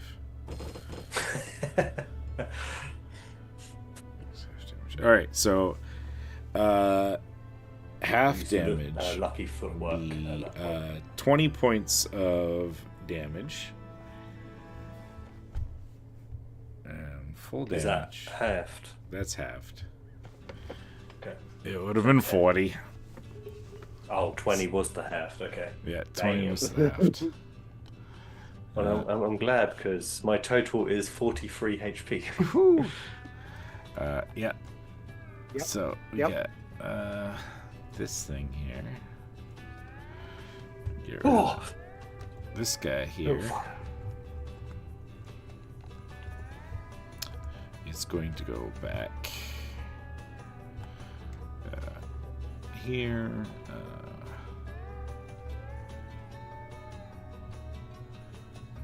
Really, for he passed. This guy did not pass. He is dead. The dragon is going to start flying off. Horatio will make attack of opportunity. Is he not still grappled? No, because No, I dropped him. you let go of him. Oh yeah, 'cause you He slammed was the ground, didn't he you? was prone though, Yep. so he lost half his movement getting up, right? Yeah, he still flies off 40 feet. God, Lee. I'm gonna give him one fireball at his ass before he goes over. I'm gonna divine smite this bad boy. Are you kidding me? I'm gonna Oh fly yeah, out. you though. can still fly him, yeah. 10, 15, 20, 25, 30, 35, 40. As he flies off. Is that what he does? Hold on. He is a dragon that swims. He would have actually gone 5, 10, 15, and then dove down into the water. And then this is weird because the swim speed, flight speed are different. So he's a little bit below the water. You probably see a dark shape in there, in and amongst the waves. And with that, we are done with his turn. It goes to Cyril, then Jazz. 5, 10, 15, 20, 25. I think I have to go around Jazz, don't I? He's flying right now, 30 Oh. feet above the water. Excellent. Or So I above can the walk. boat. I can walk to there. Mm-hmm. And the really cool thing about not using actual bullets It doesn't is have the water. Yeah, the water doesn't bother me. Yep. So we would like to shoot this guy. Okay. Take your shots. 13 will miss because yeah. Yep. Yep. Never mind. That whole thing about the water, it still fucked me up. It's tough. It's Good stormy. shooting, The Captain. boat's rocking. You know. Yeah. Yeah. It happens. Warning shots. Yeah, just making sure it keeps running. Yep. Jazz, what are you up to? You're flying above the boat. You're about 30 feet above the Can I? boat.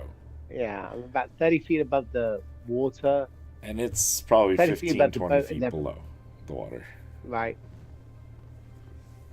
Well, it doesn't look like I'm going to be able to get it.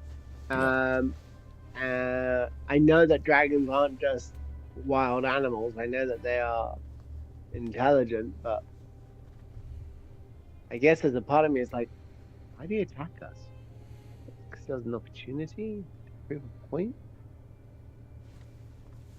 I'm gonna stay up in the air and keep pace with the ship, Mm-hmm. just so that I got that extra angle looking down. In fact, what I might go is actually even a little bit higher up, so I can see on either side for any dragon shadows coming up out of the water to give a warning to the others. If I see one coming, I will shout out to the crew to watch out for it. And I think I will.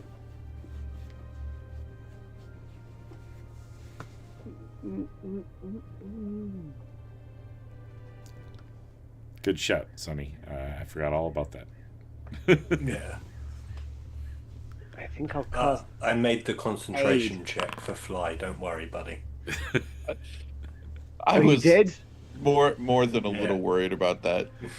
I mean, he would have made it Roll even the if he had 20. failed the roll, though. So, I mean, like, if he had taken full damage, he would have still made the concentration check. Yeah. I'm Barely. gonna have cast aid on 3 creatures in range. Me, Cyril, and Zani each get 5 hit points increased, and the hit points are maxed out for the duration. For 8 It's hours. the next 8 hours. Yeah. It's a pretty baller spell. I know it's not temp, but I'll put it in as temp on D&D for now. Yeah. Yeah. Same. Okay. Basically going around, the sailors are not going to be able to affect this thing underneath the water. The only one I think that would have an opportunity before it's possibly beyond any collection ability is Sunny. What would you like to do, Sunny? I want to cast Fireball at the shadow, Okay. at the mass of the shadow. I've cast it a couple of times, and I know it's like a bead that goes from me Yeah. to a point and then erupts. So I'm aiming for that point of eruption where I believe he is under the water. Okay. It is I cast Fireball. Yeah, dexterity saving throw on its part. My DC is a 15. Okay. Yeah, roll damage. Once I figure out where the hell the spell is on my book, there it is. That's not a bad roll. 30 damage total. All right. You see this ball of fire erupt in the water, and as the steam of water vapor and such that comes out of the water subsides, and finally vision is cleared, you don't spot the dragon anymore. Completely destroyed it, guys. Can't Eviscerated see it it. anywhere. Well played. Do a little round, see how many people survived and died. Yeah, surprisingly, most of the crew is still alive. Several are definitely injured and beat up. Eli, however, is currently laying dead up against the wall of the, one of the railings of the ship on the quarterdeck.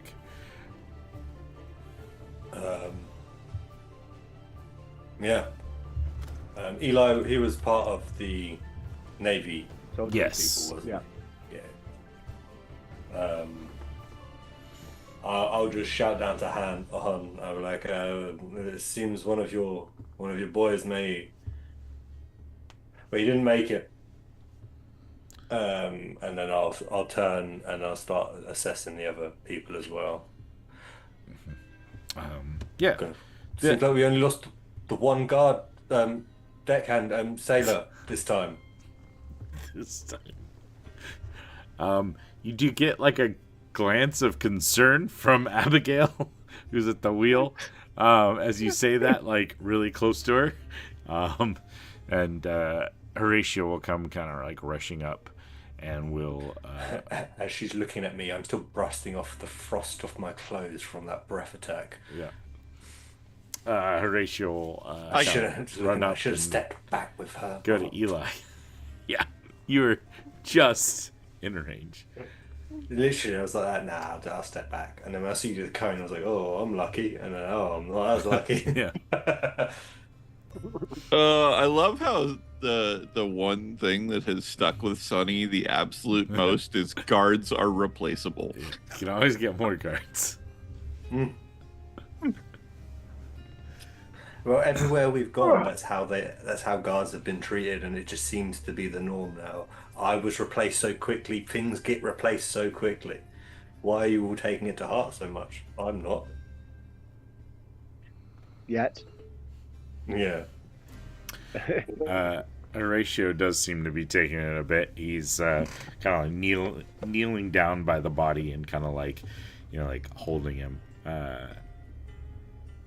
looking down at him as you guys are kind of assessing the situation. The pirates seem to be, whatever about it. Like they're like, okay, fine, getting back to it.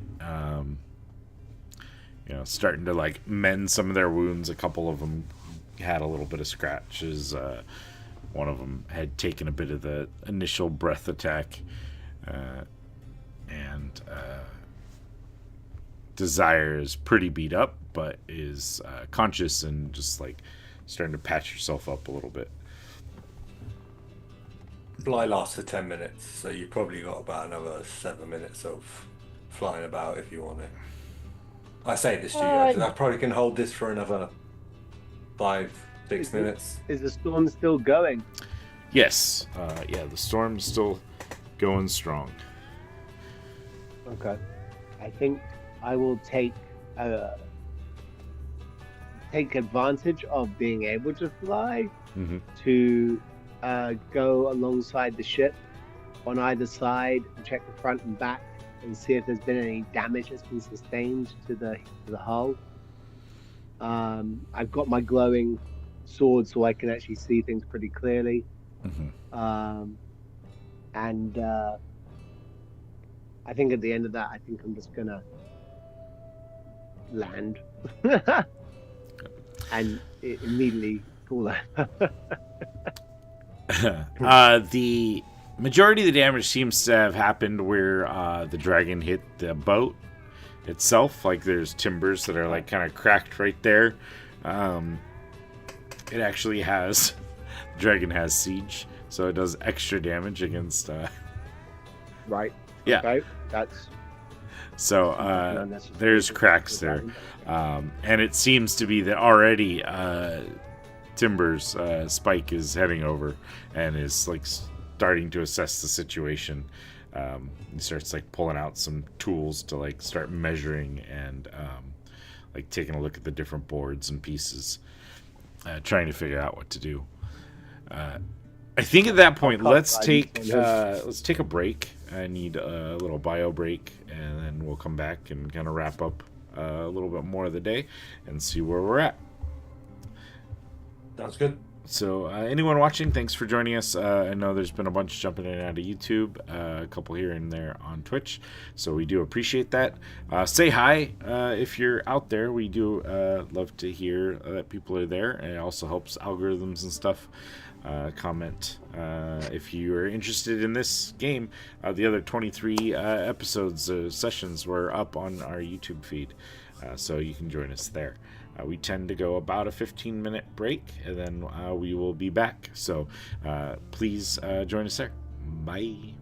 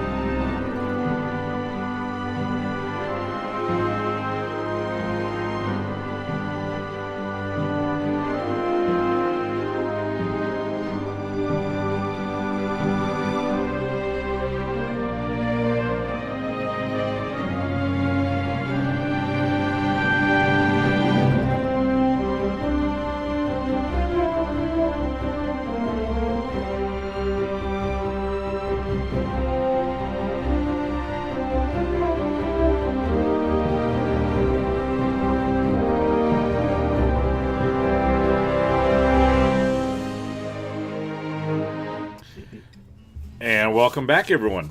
Our party has successfully fought off this young sea dragon. Their boat took a little bit of damage from the attack. However, the crew's already starting to work on that. One of the crew members, Eli, one of the ones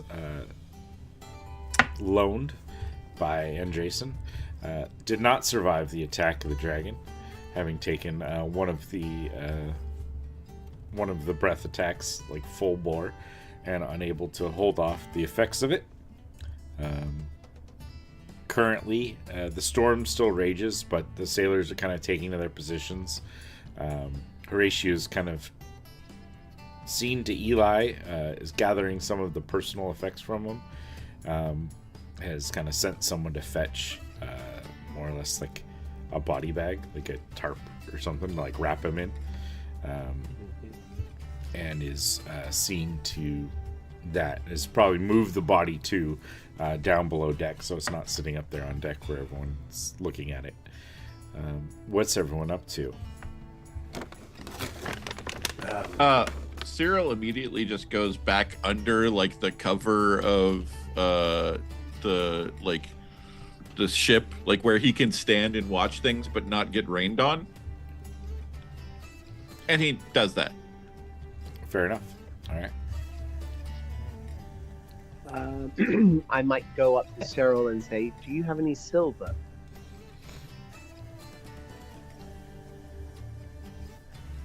Yeah, I'll hand you 2 pieces of silver. Could I get 25 pieces of silver? And I'll offer you 25 gold pieces for the 25 silver pieces. I don't have 25 silver. Okay, no worries. Sonny, do you? Here's do you have, 13. I will give you 13 pieces of silver. I give you 13 gold pieces as a fair swap. Sure. Do you have 12 silver pieces left for us? I go into my pouch, see me pull out one bag, and I'm like, and then I pull out another bag. I'm like, no, that's the gold one. You notice the gold one is a lot smaller than the other one, but it's just like, okay, no, that's the wrong one. Puts that back inside, and he opens a little straw string, and there's a mix of coppers and silvers. It's just loose change. It's about what, in total, probably about 5 gold's worth of mixed change in there. But there is probably what? How many is silver to a gold? 10. 10. 10. So yeah, it's probably about 10 in total in there. Okay, that'll just get you there. I give you 10 gold pieces, and I go, thank you very much. And I'm going to disappear beneath decks to spend an hour with the corpse praying over it. As you walk away, you hear Spike go, "I got silver if you want to swap." Oh, I'm good now. I have 25 pieces, Spike. Thank you. All right. Just let me know. Yeah, Spike, I appreciate you. Thank you, man. Anytime, my friend. I like your exchange rate. Oh, it wasn't about altruism. Fair enough. You are who you are. And he'll head downstairs. And I will cast, as a ritual spell, ceremony, doing a funeral. I cast wedding on the corpse. We didn't know Leave me Jazz alone. that well. Apparently, he's got some kinks. Crack a cold No, one. no, no, Let's go. I cast funeral rites, so for the next 7 days it can't become undead by any means short of a wish spell. But really, it's about a man has died, and Jazz wants to do the right thing by it, as he is very painfully conscious of the fact that he could have healed that man had he not healed himself. So All right. shit. It was also a lot of damage to a sailor. Yeah. Okay. Sounds good. the day continues on, and kind of storm starts to subside a little bit as it kind of comes back to night again. Can I get someone to roll me a d20? I think it's Sunny's turn. It's Sunny's turn for back to sure. Sunny, yep. Didn't know we were doing turns, but okay. D20. Fuck. 9. Better than 2. Yeah, it trickled onto the 19 and then just went. Uh, Oh, I hate that. Mhm. Okay. The next day comes and the storm is still raging pretty strong. When you say next day, have we now long rested? Short Yeah, rested? yeah, you guys can It's take a all- long rest for sure. Oh, okay. We lose that 5 temp HP. mhm. Yes, you do. I thought it was coming back.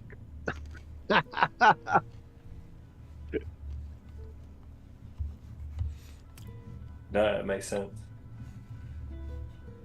Oh, so we're probably in our bunks in this weather then, yeah?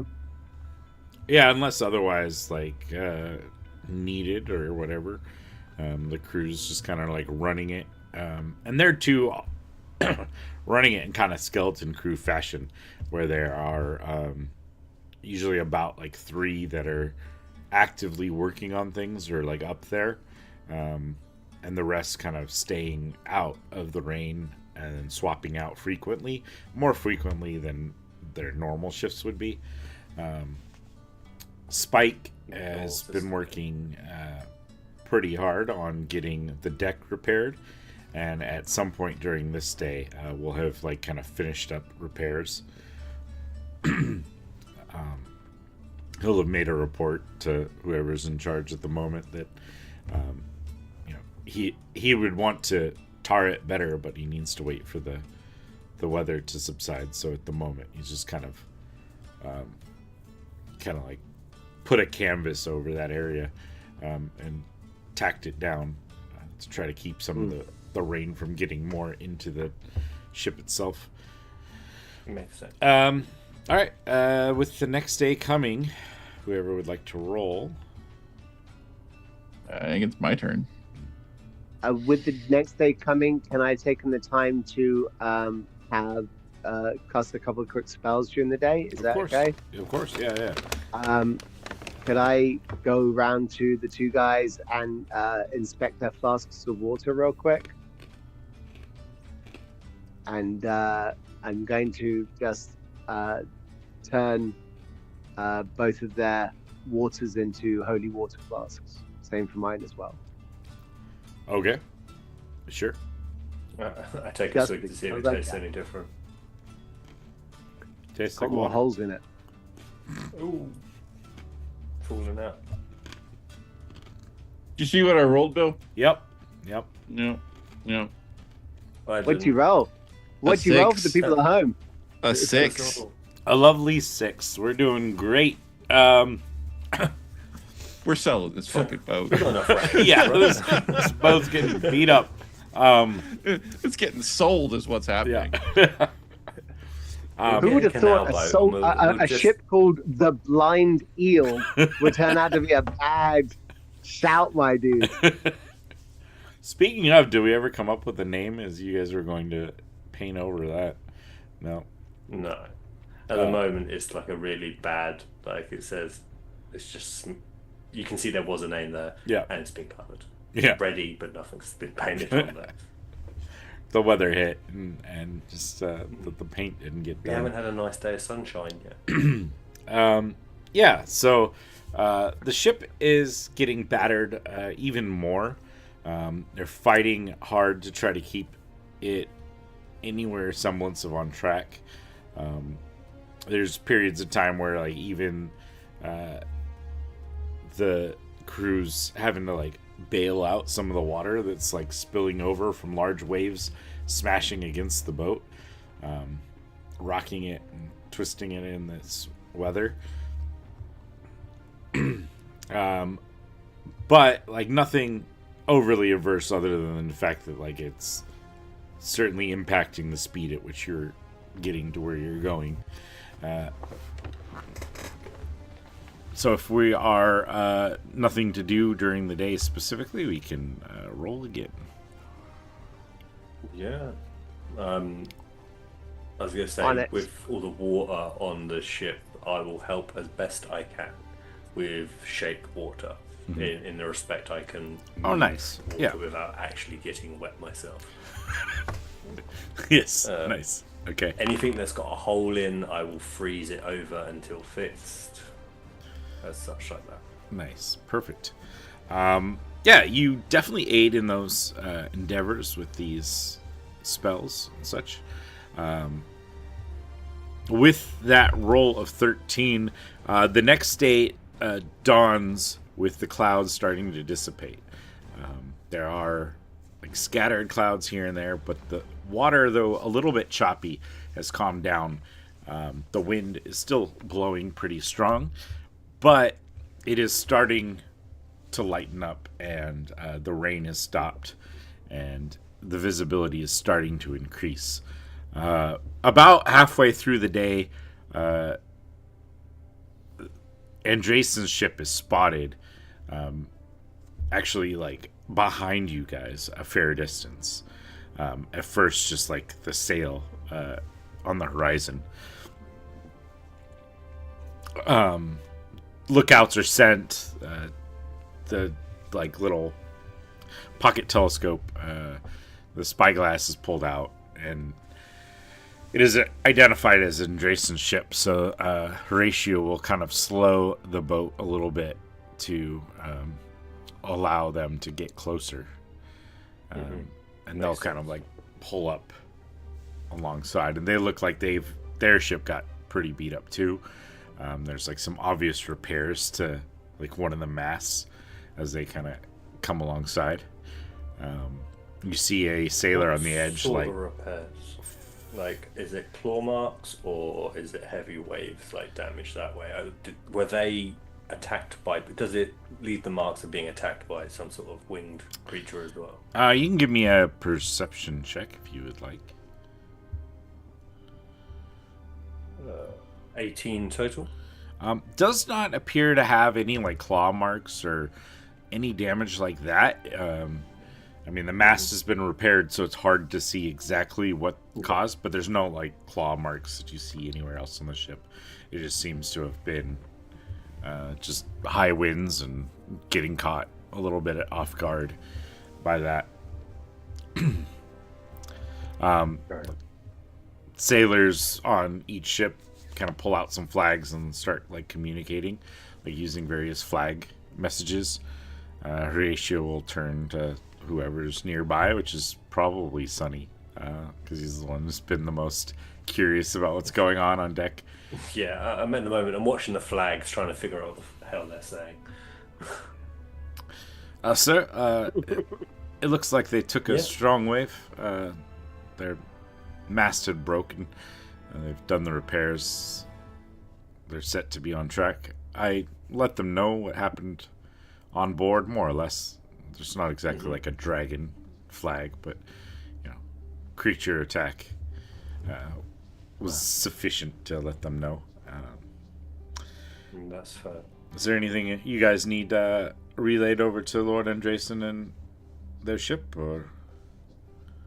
No, just that we're impressed by how well you and the other crew are working together and are held yourselves together in that situation.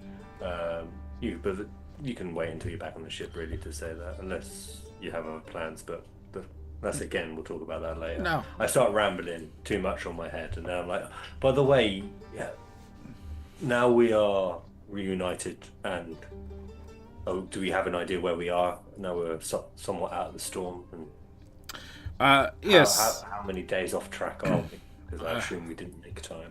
We've lost about 2 days, it looks like. If the weather holds, we might be able to utilize this wind to make up a little bit of it, but it should be hopefully clear sailing.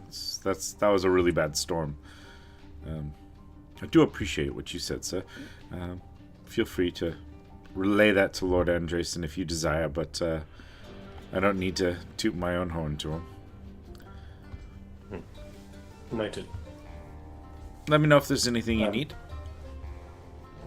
No, I'll be round later to go over the maps with you, if you don't mind. No, of course not. Now that the weather's better, I'd love to give you some more lessons. Perfect. I will leave him be and eye over the other ship and the people on it more. Just because it's the only new thing on the horizon in the last couple of days. Yeah. It's taking all my interest. For sure. Yeah, it is sailing along, and they kind of like take up the lead position again. And kind of as they sail by at a distance, you can hear that like melody of the violin kind of going on the other ship.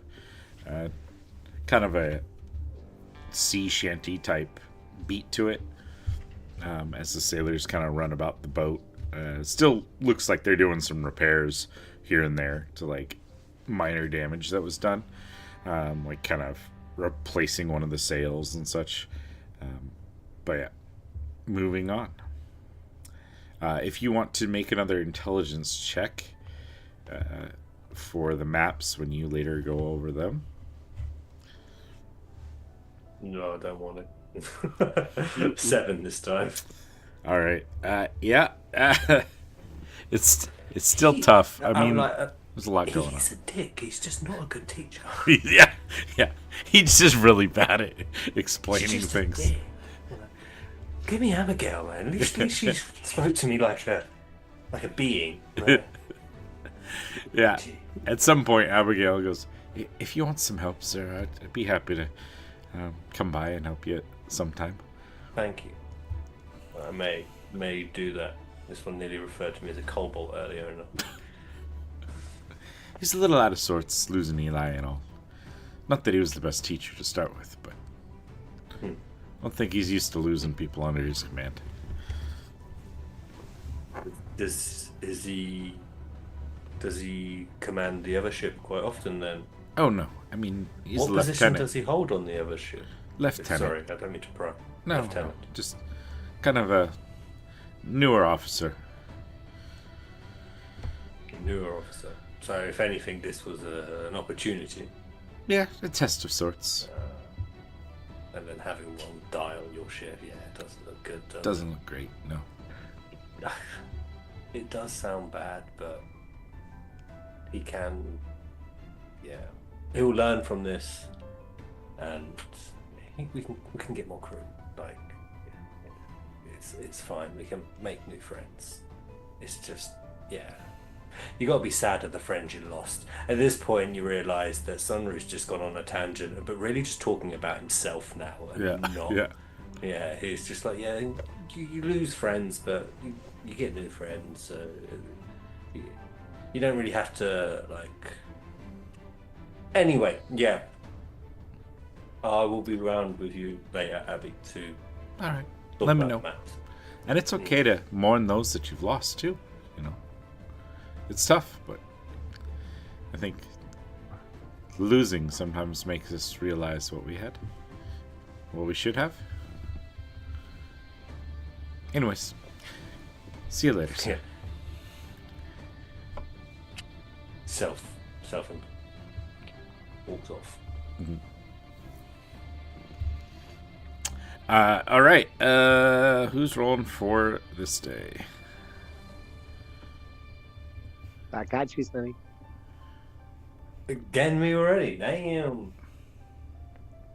I don't want to be gonna be a big responsible. number. It's going to be a huge number. It's going to be the hugest of numbers. 19. All right. Very is- nice. That is a very good number. Yeah, that is a very good Out of number. all the numbers, it is one of the best. Very nice.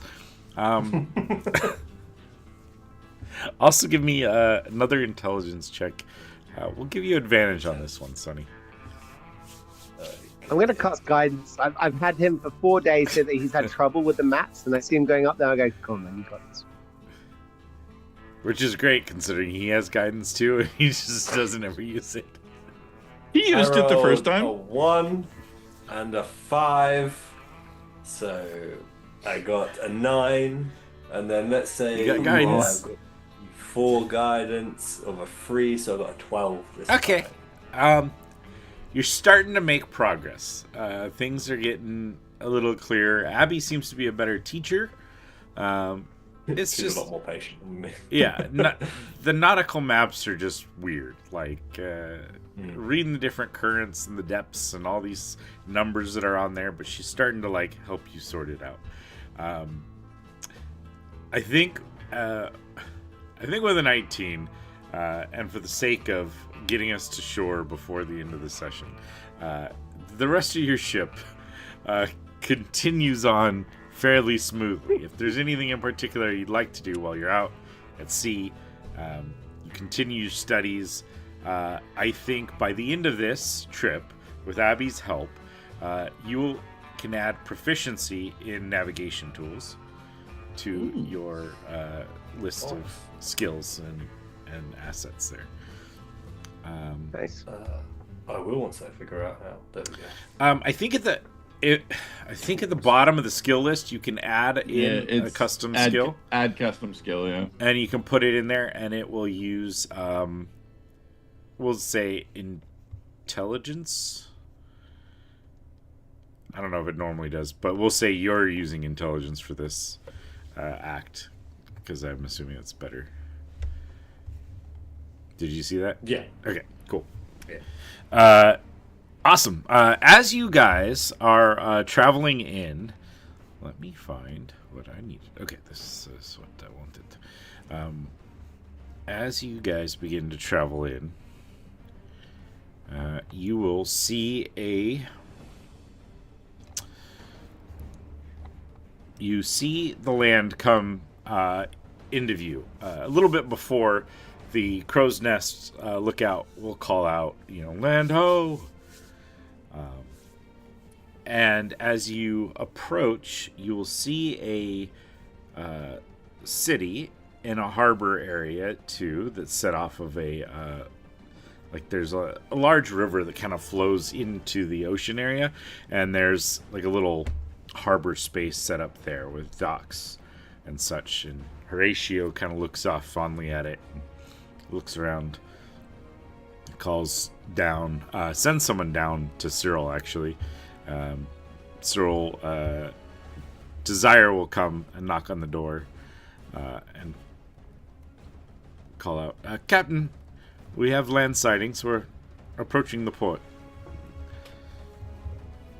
Excellent. Do as we're supposed to. All right, sir. And she comes running back on deck. Horatio is guiding the ship for a time, and as it gets closer, calls, Abby, take over. Why don't you bring her in today? I will head out on deck. Guidance on Abby.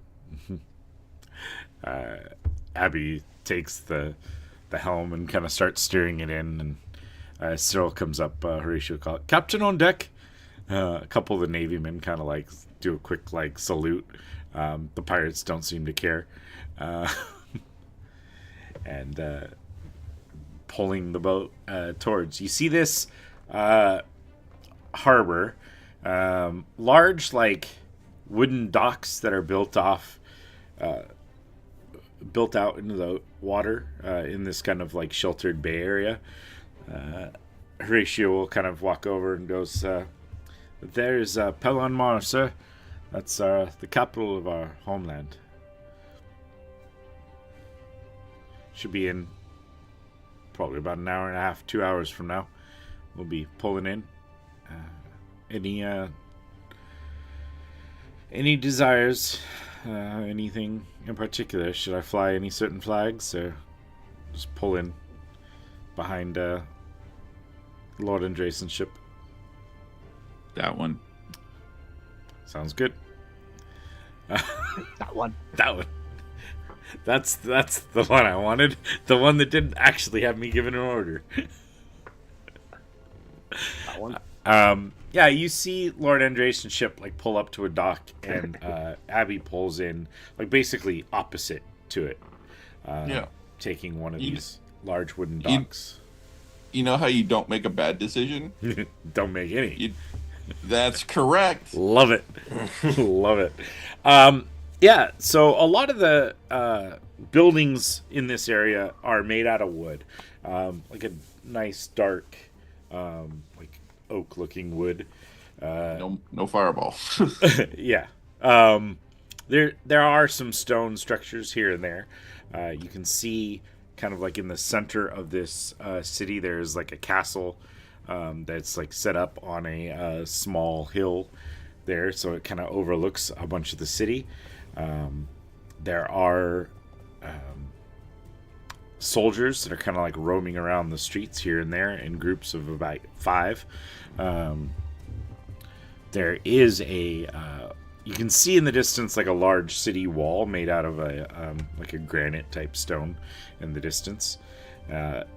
And as the ship docks, like gangplank is put down, Lord Andrason kind of comes down. He has a heavy coat and like a cloak that's covering him up. You don't see any symbols of his house on him at the moment.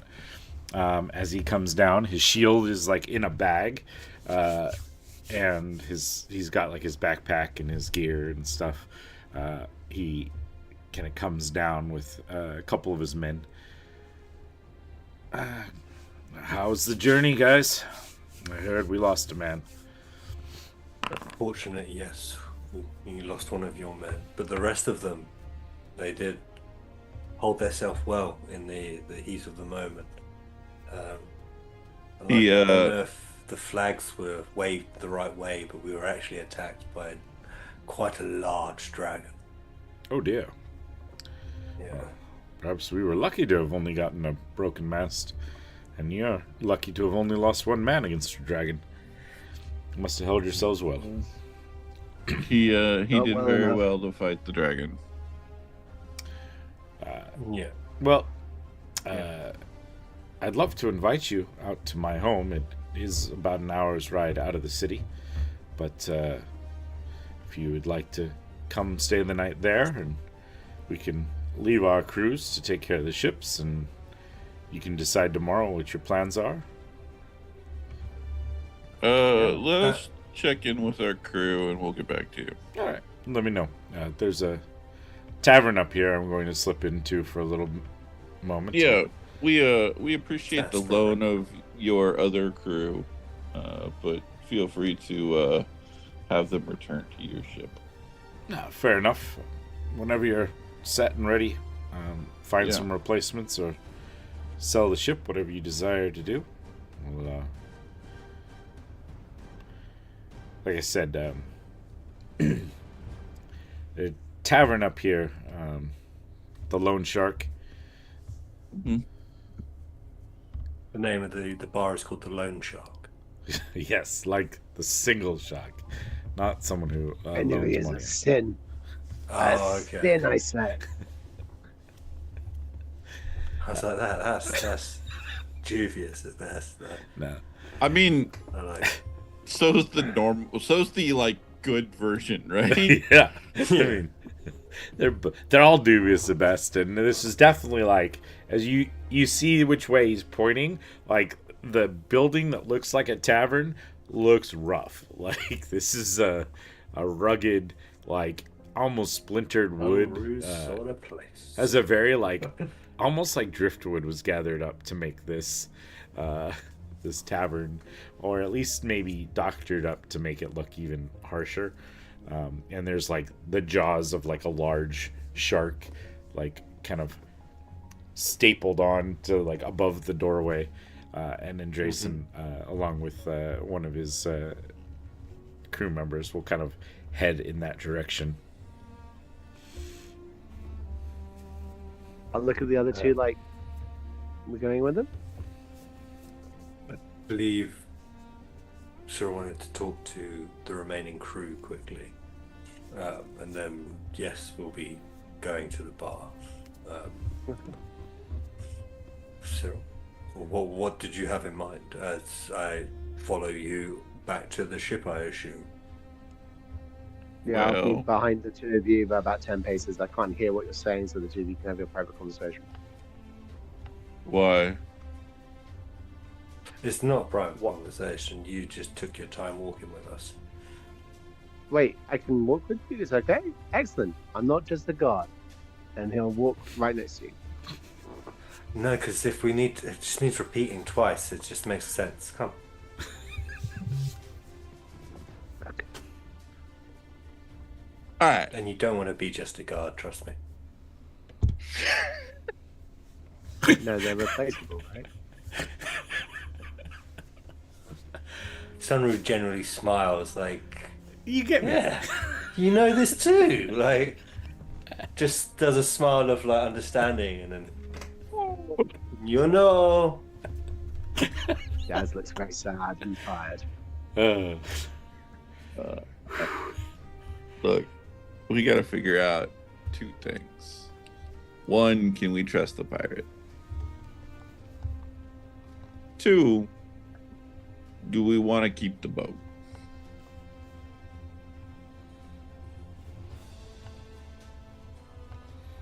Me, personally, my future doesn't see me staying on the seas. But it would be nice if we could travel back. But then I do plan to learn of some sort of magic to get us back. So We have a third option. And it depends on if we trust the pirate. Or a former pirate. yeah, We could bankroll the boat as an investment. Give them some money. Find a cargo for them to transport. And see if we could start making money off of it. Now, there's a real good chance that we just give them money and they leave and we never see it again. Oh. But there's also a chance that we give three pirates a chance to reset their life. And we don't have to worry about trying to sell a boat. But we also just basically lose money that way to start. Because as we all know with investments, it's you always assume that the money will disappear. the flip side, we could offer the pirate working to buy the boat, but then he'd need to upfront money to buy stock to sell the ship. Summary Which goes off would on a tangent of like Just be exactly what I was suited. yeah, and realize he's come back around to what Cyril said. Like pulls back out his his money sack and goes, I probably don't have enough, depending what you want to cargo, to even start. So then we just sell it. I mean, if we have zero faith in these men and women, then yes, we sell it and we move on. If we believe that, given the opportunity, they would thank us, perhaps, but definitely live a better life as a result. We did that. We gave that to them. A ship is a lot of money. I understand. But I want to just. Why don't we? I think it's a good opportunity for us to actually make these people's lives better. Truly. That's the thing. I'm very proud of you, Cyril, for actually even thinking about it as an option. I mean, it's a way to make money. Sure. That's what it is. I could ask them if they are planning, if we give this to them, will they actually take it, and we would have a good chance I to know if they know suppose the truth finding or not. out what their future plans are, and if they were to take the ship, what they'd do, and if we were to sell the ship, what they would do. And I think that might help us decide fundamentally what sort of people they are. Well, let's grab a couple of flagons of ale from the bar, take it back to the ship, have a quick drink with them, and talk about the future of the ship. I'll go grab the booze. And then I'll come head back. to the ship. Okay. I will hop and catch up to the Andreas's crew as they're going to that bar. And All right. do what I need to do to get Yeah.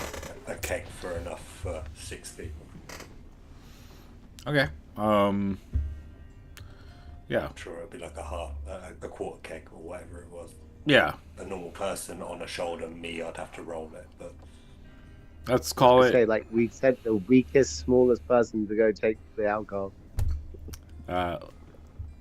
as if he had a small bag of holding or anything. exactly. I would call it about $1 for a keg of ale Yeah. of that size.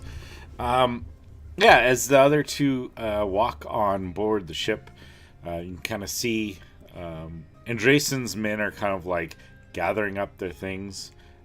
They have the tarp where Eli's body has been kind of like stored for the moment.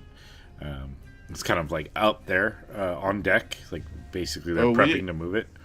We didn't Sailor's funeral him? I mean, it wasn't ever like specifically stated. Yeah. I think they were maybe waiting. I guess their boss is a necromancer. Yeah, no, we're good. Yeah. They're waiting to see. Oh, he's going to be super disappointed, isn't he? Oh, he's going to be crazy disappointed. The The pirates. necromancer, when he tries to reanimate. Oh yeah, you As cast it so he can't become undead. Doesn't mean he can't come back. Well, we'll see. It depends what he tries to do. Yeah. Interesting. I mean, it's a necromancy spell, so I'd have to read the one that you used. Mm-hmm. Yeah. So the pirates are kind of like lounging around. Axion is hanging out with them at the moment. He had kept to himself for much of the trip, like reading books and stuff, and yeah. There's that. During the dragon attack, he's reading a book in his room. He never promised to help you fight off beasts. Now I'm starting to wonder if the dragon. I'm starting to wonder if the dragon was after him. Oh God. And they kind of like look over at you. Forgot about him, to be honest. Spike goes out. So, Captain, what's the plan? I guess that depends on y'all. Oh, all right.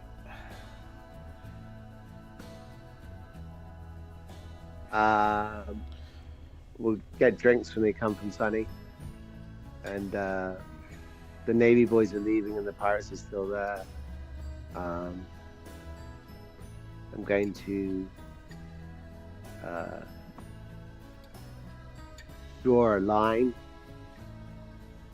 and then another line, and then another line, and then another line, and then I've made on the deck of the ship a what started as a chalk octagon slowly has a shimmer of silver along its outside borders, and then it will fade again into the actual woodwork. And as I'm doing that, all of that work, I'm saying trust is exactly how I operate, but I do recognize in this world that there are those who would find otherwise. For us to have this conversation that we want to have, I need to have your trust, and you need to know that I have your trust. So I would ask that you all step within this circle, and accept that when we ask a question, we expect an answer, and we would prefer that you told the truth the entire time. Is that something that you can do for us? I say, looking at the two people whose lives I've specifically saved from rebellion. Yeah, we can do that. And, All right. Then Pirates cast kind of Zone of Truth. pirates step in. Sunny can probably be coming up the. I cast Fly on myself because I got jealous, and by this point I'm probably landing on the deck. You're like, what's that like? Do it. All right. Gotta know. It's fun, isn't it? So this is called a Zone of Truth. I will ask you questions, and if you choose not to answer it, that is your choice. You won't be able to lie to us. But if you don't answer the question, it will be disappointing. Axiom looks over. So, Did you want me in that too? If you want it. Yeah, why not? yeah, and you Sounds got. like fun. All right, everyone, to give me, if they want to give me a charisma saving throw to, if they're going to attempt to subvert themselves, so they're going to lie. But if they accept it willingly, then they don't have to make that saving throw. They will willingly fail. All of them. All of them. Nice. I mean, for me, I don't even want to ask a question. The simple fact that I can feel that they have accepted the consequences of that is enough for Jazz. He's like, I don't even need to ask a question. Cyril, this is all you. And I step away. Well, that's unfortunate. All right. Y'all did a good job. Thank you. Now we got to decide what to do with the boat. And thus, also what to do with y'all. All right. We don't think maybe the sea is right for us. Yeah. Well, not surprised. Yeah. That was a trip, easy couple of days, and we fought a dragon and storms and maybe not our thing. Fair enough. But we recognize that selling the boat kind of just strands y'all, I guess is the best way to put it. Yeah. So I guess the question is what do y'all want? I mean, wouldn't mind a ship to run, Spike says. Axion's like, I just wanted something new, something different. Okay. The other two kind of like look around, like, yeah, just hope to pay the bills and maybe find a way to do that. Excellent. All right. I think y'all have two choices then. One, you can try and figure out how to get enough money to buy the boat. We'll sell to y'all. We won't gouge you. Two, we can give you some money and y'all can try and start an enterprise and we'll get a percentage.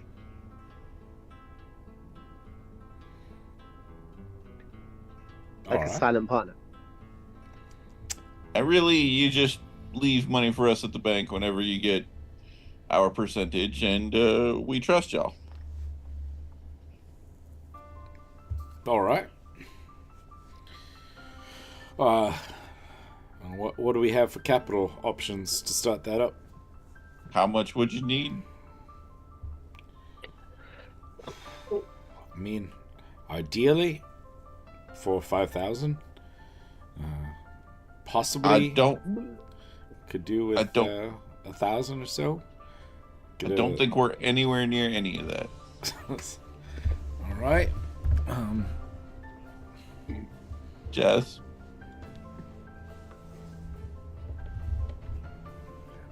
Yeah.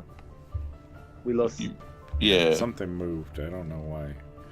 I don't know. Yeah, give me a second. Oh, I think it's because I know why. The frames moved. That raising the hand raises the Oh. hand. That somehow we gotta put your lower your hand. There we go. There we go.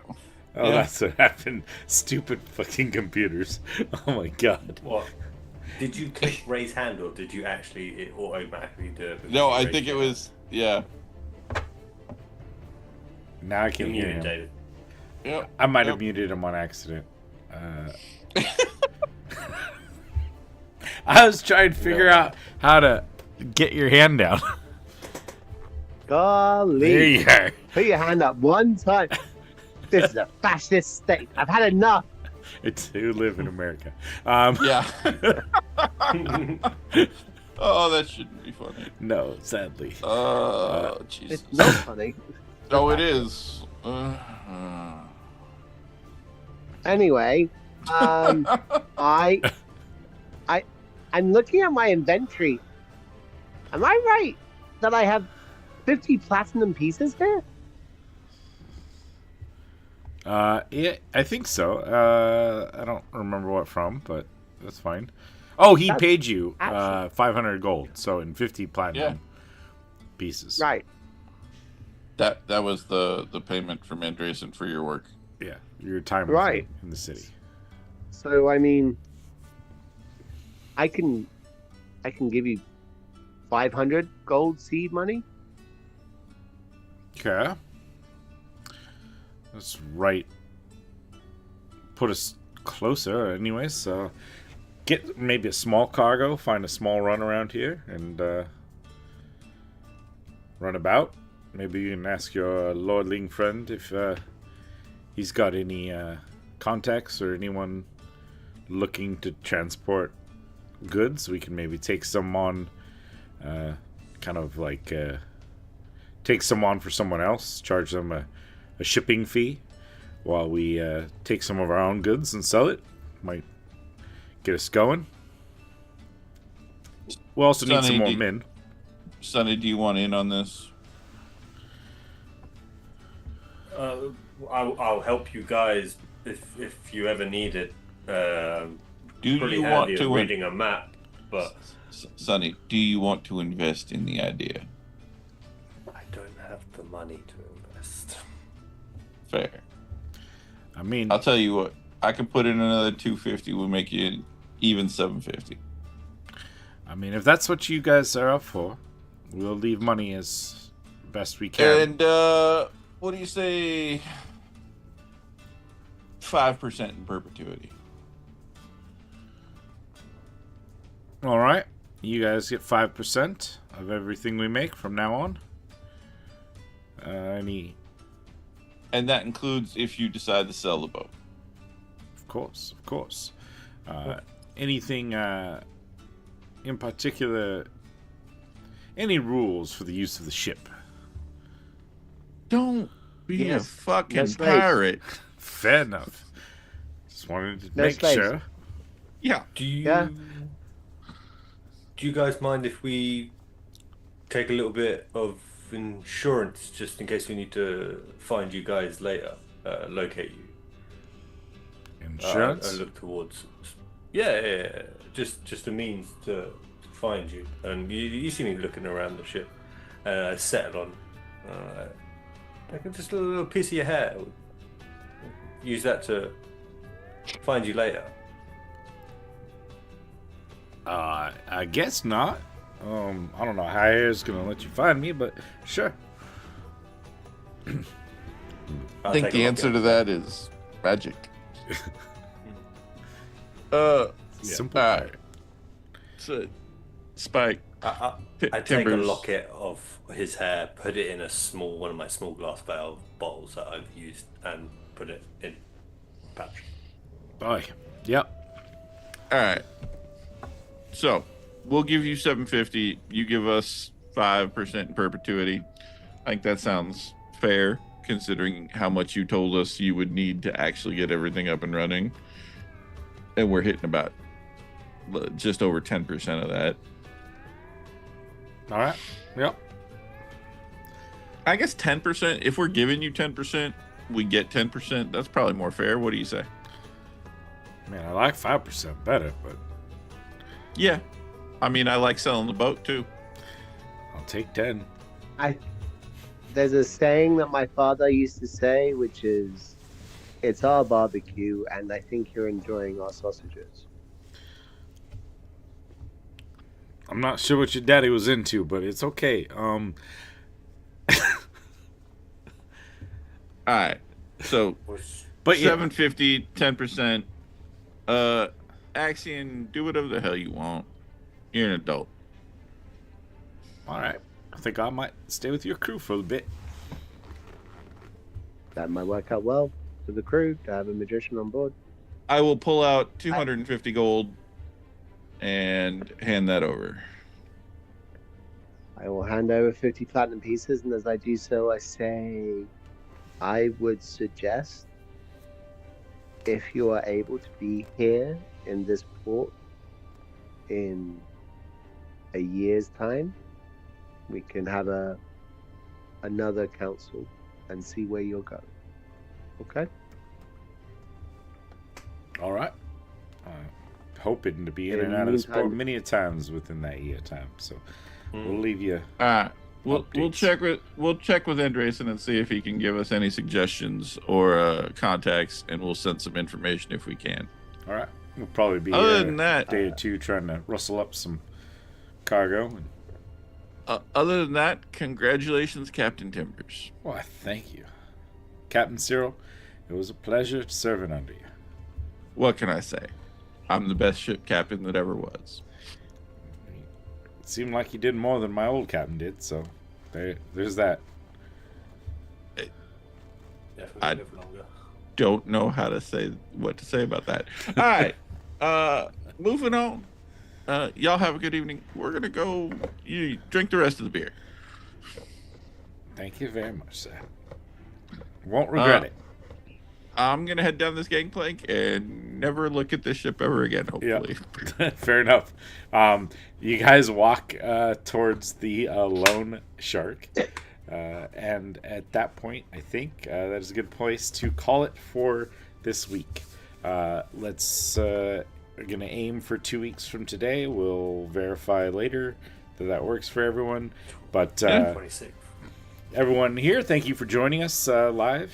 We do appreciate it. We'll be back for session 25. The party on a new continent, leaving their ship behind in the totally capable hands of a couple of 3 pirates and a once undead elf. And we'll see how that all works itself out in the long run. Thank you, everyone, and we'll catch you later. Bye.